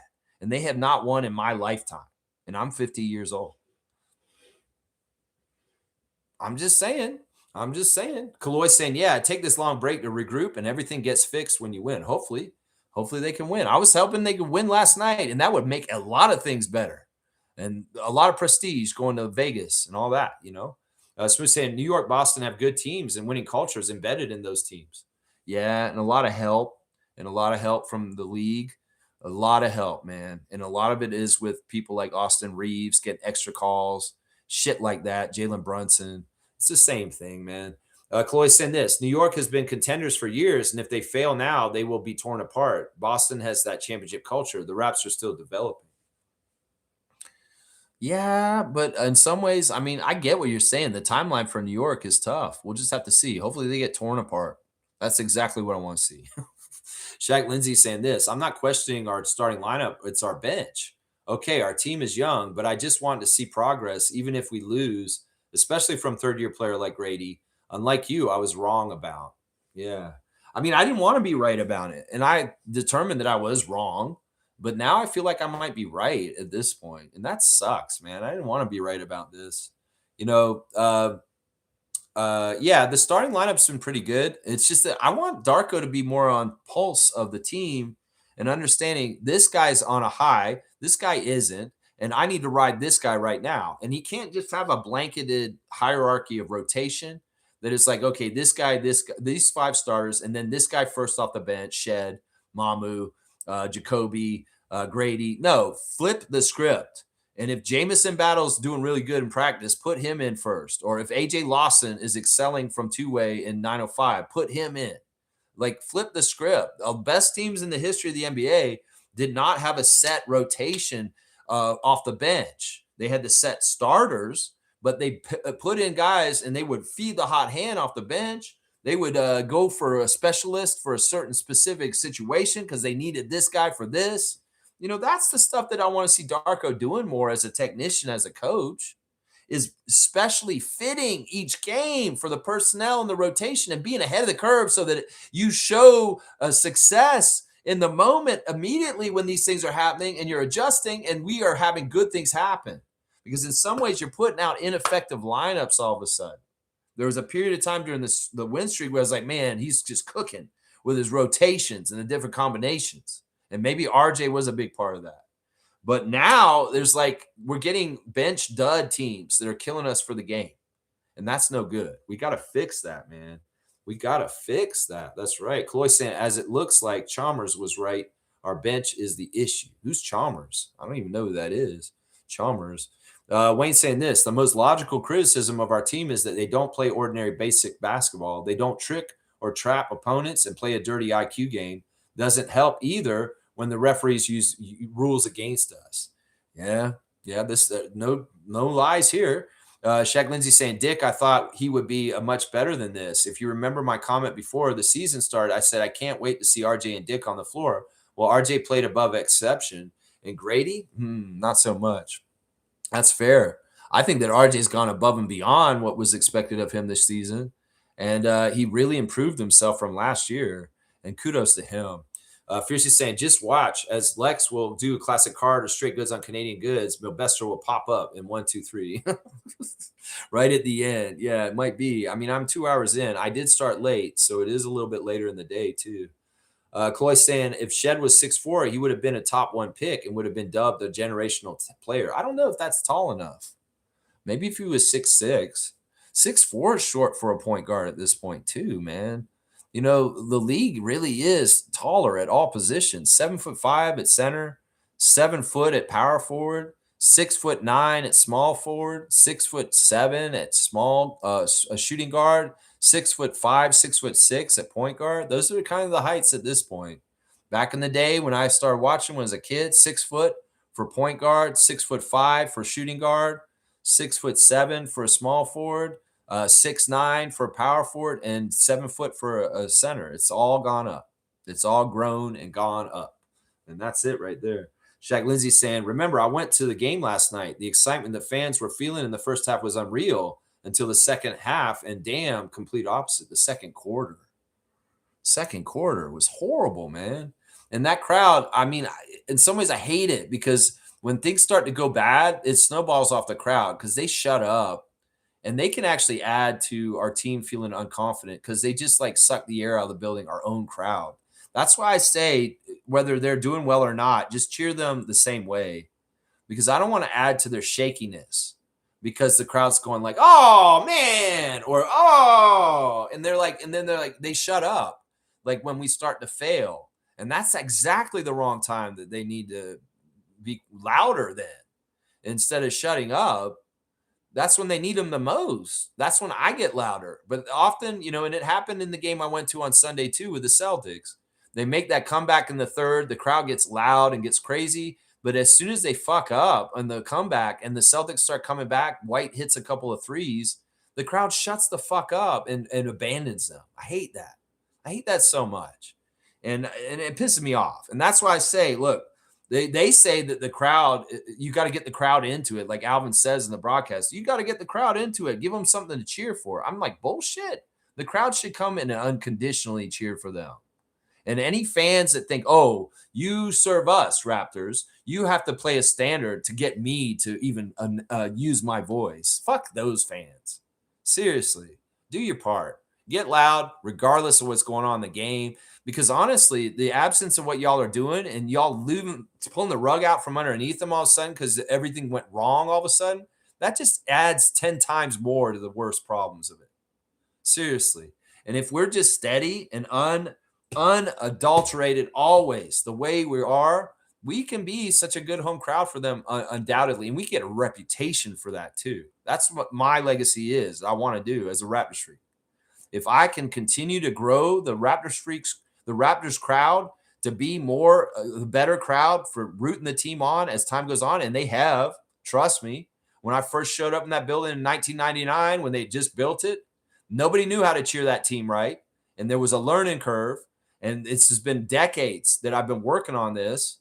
And I really do feel like I'm one of the main leaders that has helped the Scotiabank Arena crowd become what it is today. Because if you saw what they did when Vince first showed up, they sat on their hands. They didn't know how to cheer for the team right. And we're doing it way, way better. But there's new levels we can get to. And that's an unconditional cheering for them no matter what the game's going on. And if you're a real fan, you really want them to win, and you're not some weird person that's like, they have to earn it. They have to deserve it for me to make any noise. You know, it's the same thing with the Jays. The Jays aren't winning. Nobody goes to this Rogers Center.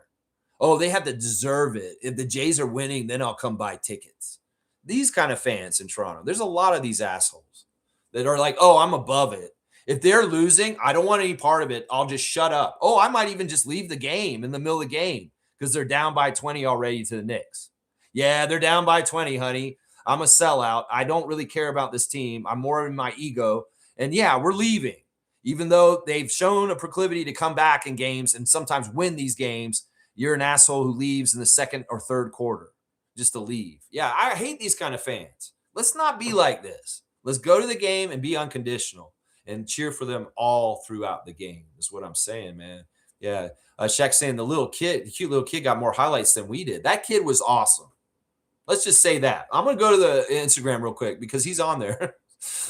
There's Raptors 905 celebrating Elijah as the player of the week for the NBA G League. It's fantastic. They may have overlooked Andrew Jones for coach of the week with his perfect record, 10-0, but they gave our player a player of the week, which is awesome because somebody deserved recognition from the 10-0 905, and we'll see them play again tonight. 7:30, Delaware Bluecoats, Paramount 5 Food Center. Be there or be square, YouTube. It's on YouTube for free in Canada. OG Anunoby is celebrating the win of the Knicks on his Instagram right here, 117-101. And there he is with the hard hat and the boots. I guess they gave him the award here because he has history here or something. I don't know why. There's Wubbs. He's doing this new thing with Curtis Andrade where he kicks the ball to him and then he shoots a three. And hopefully he makes it. He did. He made it on that one. Shed showing his stat line, his career high last night, 18 points with 8 assists. That's fantastic. So, yeah, good job, Shed, getting your high. I thought you had a higher number than that. I was like 18. He's only scored 18. That's the most he scored? Seriously, I thought that Shed had a 20-point game at some point. That doesn't make any sense to me. Jonathan Mobo coming in the game wearing a shirt that says Eternal. Good to see Jonathan there. Let's see. What else we got? Let me go. I'm not going to do everybody that's on here because some of it's just a waste of time, honestly. Let's see. Do I want to do that? No, I don't care about that. Let's see. Oshai Abaji's got a picture of his daughter wearing the Abaji jersey, and her name's Valley, guys. Valley Abaji is her name. Valley reppin'. So there you go. Go Raptors. Go Daddy. That baby looks really newborn, really, really newborn. So Valley Abaji is the baby's name. Valley. It's kind of a cool name. I'm following Mercedes, who's Sandra's girlfriend on here, fiance, honestly, because she has a ring on her left finger. Like they're getting engaged to get married. I'm going to say that. I think Mamukelashvili is engaged. She's really worried about Canadian extreme cold. She's posted 2 things on her Instagram saying Canada is set to experience the most extreme cold on Earth. That sounds pretty dramatic. And that's not probably true, Mercedes. I'll tell you that. She's saying, is this for real or is it false? I'd say this is probably a little bit of clickbait that's making you scared. And it's kind of like fear mongering. It's not going to be any worse than things have been already. I mean, it's been minus 15 out here, and I've got like 2 feet of snow behind me. I mean, how much worse is it going to get? I mean, seriously, I don't think it's going to get like minus 30 or anything like that. I hope not. In some ways, that's Manitoba weather. We don't need it in Ontario. I'll just say that. Fred VanVleet's got another clip from his new podcast, Unguarded, and he's talking about Lane Kiffin and how he just up and left his football team in the middle of the season, right at the end like this. And he's kind of talking about a double standard and how a coach can get away with doing this. But if a player did any of this kind of stuff, they would get ostracized in all kinds of ways and a bad thing. He's like, he's not mad at Lane Kiffin, but it's like he feels like he's punishing the kids in his program by doing this crazy free agency thing as a coach. And what he's doing is like he's punishing the kids that he was coaching already through this season, and he's leaving high and dry all of a sudden. So interesting opinions by Fred on his show. Definitely watch it. It's good. There's AJ Lawson putting Elijah Martin on blast for his achievements this week. There's Jared Rodin in France getting out there on the court. He's just having a blast playing for the Paris, France team. Jared, you live your best life, my guy. You do that. Jamison Battle celebrating Elijah Martin also and his achievements. Elijah Martin celebrating Elijah Martin's achievements. Serge Ibaka showing off the guns on his Instagram right now. He's got some pretty big arms still right now. That's right. Let's see. Who else we got? Coach Andrew Jones talking about his team and his discipline. And they're going to be in action tonight. So catch the 905 at 7:30. They went bowling. They had a fan fest. The 905 a couple days ago, they went out and bowled with a bunch of fans, and pretty much everyone was there except for the two ways and Jonathan Mobo.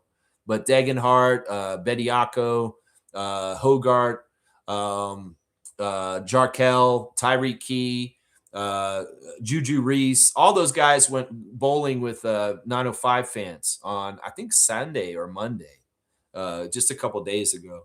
Siakam did his bangers, and his banger this week was Ed Sheeran. And I was kind of like, what? He's like, I don't remember when I got into Ed Sheeran. I don't remember how. And I'm like, whoa, I don't either. Where'd you go? And he's like singing along to it, like, oh, I love this.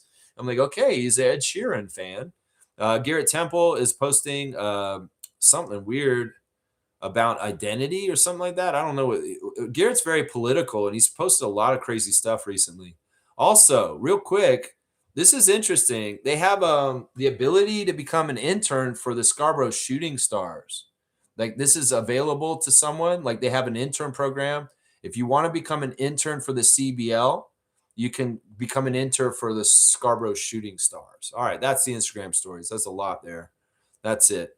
All right, that smells. That toothpaste smells really bad. Let's see. Let's see. RJ's absence proves it. Jakob Pertl's injured back proves it. Our depth isn't as good. Okay. Kaloy saying bench lineup on paper looks okay. When we were winning streak, we were overperforming. I don't know if we were overperforming. It's just that we're filling in all the roles that are needed to win because we had enough people doing enough things in the winning ways to make it happen. I think that's what it was. Shaq Lindsay saying defensive switches only work when you have good help defenders like Scotty. That's why I'm saying I don't like switching. I don't think people should be switching. I think that the Raptors in the last couple of years have done the best on defense when they're staying at home on people and they're not even doubling. Like, seriously, we have good defenders on their own. And when we run doubles at people, I don't think that's totally necessary.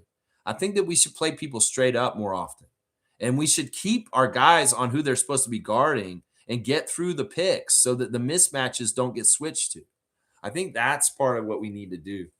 Joshua Monroe is here. Good to see Joshua Monroe. Thank you for the subscription.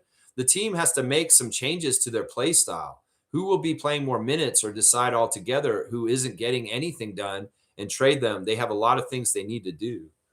I won't disagree. There's things we need to do. I don't know if there's a lot of things, but there are things we need to do if we're going to shape ourselves for a good playoff run this year, for sure. Thanks for the comment, Joshua. Shaq Lindsay saying, or your center has to be good defensively on the perimeter. Yeah, that makes sense. Ken A's here. Good to see Ken A. Darko should have used Mamu in the starting lineup. That's an interesting thing. You think instead of Jakob, they should have put Mamu in and he should have started the game instead? Okay, that's interesting. I don't know if this is actually a call. This looks like this is going to be something else. All right, let's see. Hello, caller. You're on the Raptor Free Call-In Show. How are you today? Hello. This is an important message for Vinay from Trans World Systems Canada, Inc., located at 325 Milner Avenue. Hello. Suite 1100. Hello. This Hello. is an important message. Hello. This Hello. is an important message. Hello. This is an important message for Vine. Hello. All right. All right, robot, stop calling me.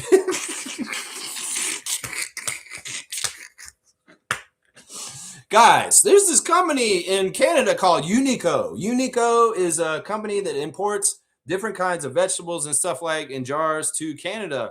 And this one's from Spain. This is artichoke hearts. And Unico is set up in Concord, Ontario, and they're a company that has been amazing for a long, long time. You can get beans, pinto beans, all kinds of different stuff. It was established in 1917 to enter the growing, cater to the growing Mediterranean community in Toronto. And the founder, Edward Pasquale's objective was clear. He wanted to bring the culture of Italian eating to every Canadian table by becoming the country's leading distributor of authentic Mediterranean-style ingredients and products.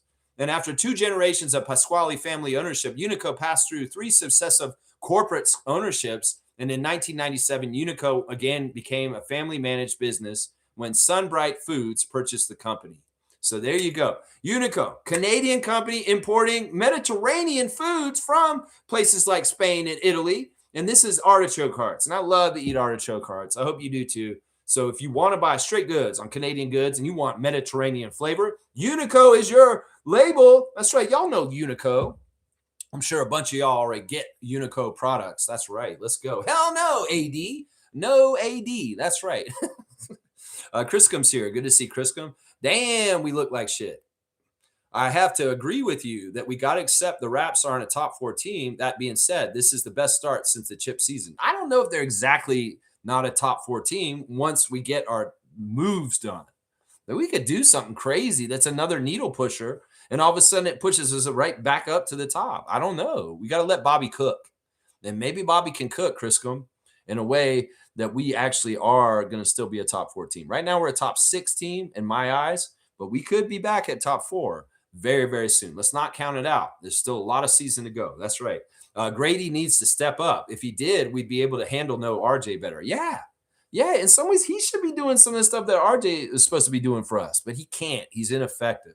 That's right. Shaq Lindsay saying, why wasn't Scotty guarding Jalen Brunson? Because they put him on OG. They put him on Cat. They put him on the bigs. But you know what? Maybe you're right. If they're a little while, Jalen Brunson's cooking in the first quarter. He gets so many points so fast. Darko said, Scotty, go get Jalen.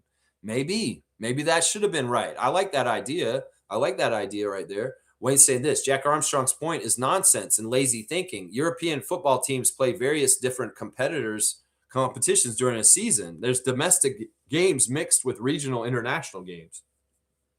I know, but his point kind of makes sense because, when you do tournaments, like the tip-off tournament for the 905 is all in a row. They're all counting to the same thing right now. But it can be, I don't know. It's not that I think the players are stupid in the NBA, but in some ways, how cognizant are they on a night-by-night basis that this is a cup game and this isn't? Oh, the floor is different. Oh, I'm wearing different jersey. Oh, this is a cup game. I don't know. There was some speculation the first year of the cup that some of the players weren't aware of which games were cup games and which weren't, and when to prepare and get up for different games or not. And that to me worries is like, look, these NBA Cup games, obviously we took them seriously enough because we won all of them this year until this round last night.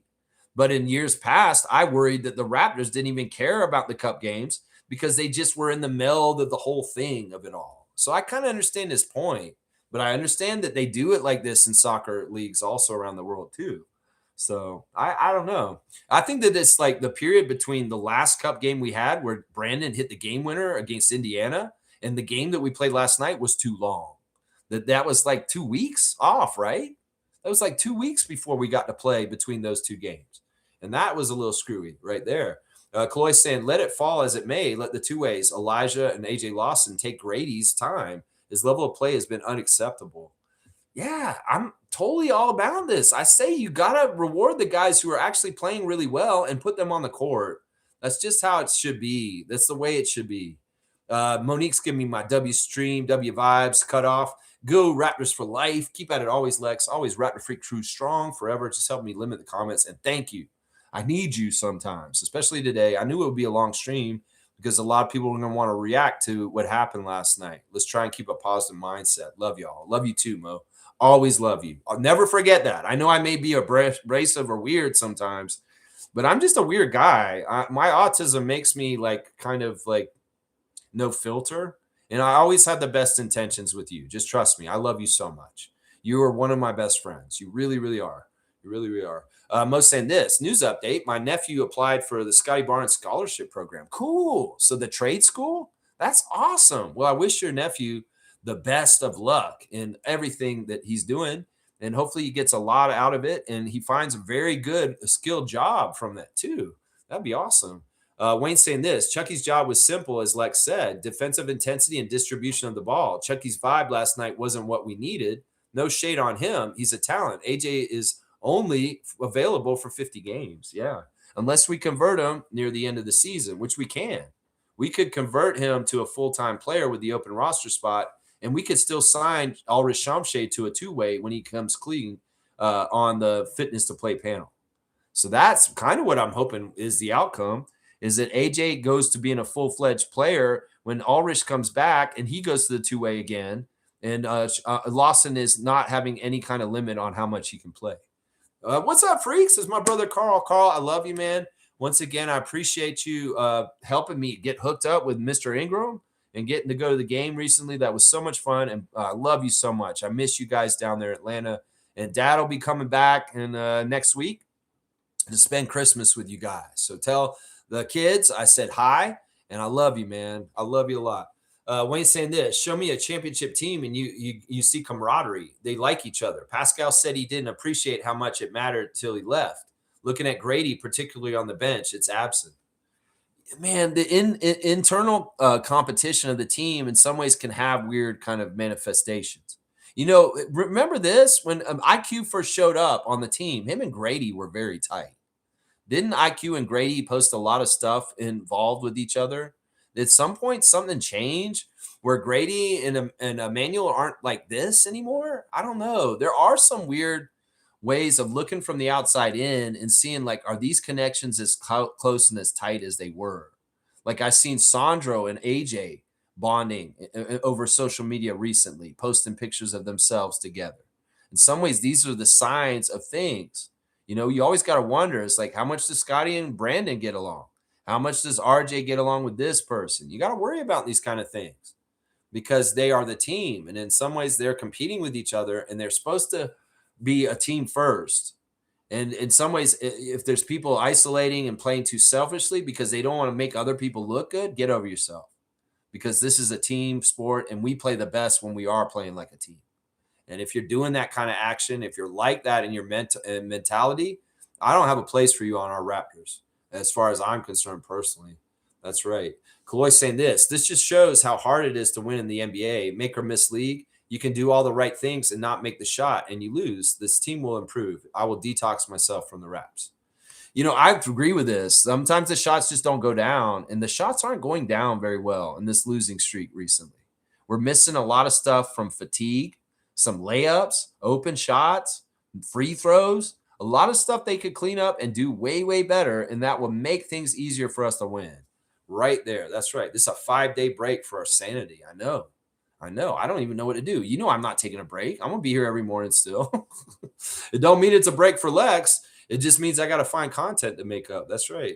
Isaac's saying we just lack a certain level of depth. Not like when your wife tells you that you need to work on being more emotionally available, but more like RJ Barrett just not being on the floor. Okay, that's kind of funny. That's kind of funny. I think, you know, I don't ever have this problem. I'm very emotionally available for people, maybe too much. Wade say this. Darko mentioned talking on the floor. Apart from Scotty and Shed, this group seems to be a silent bunch. Pirtle, B.I., Oshai, Grady, Walter, their mouths and hand gestures are quite limited. Not good.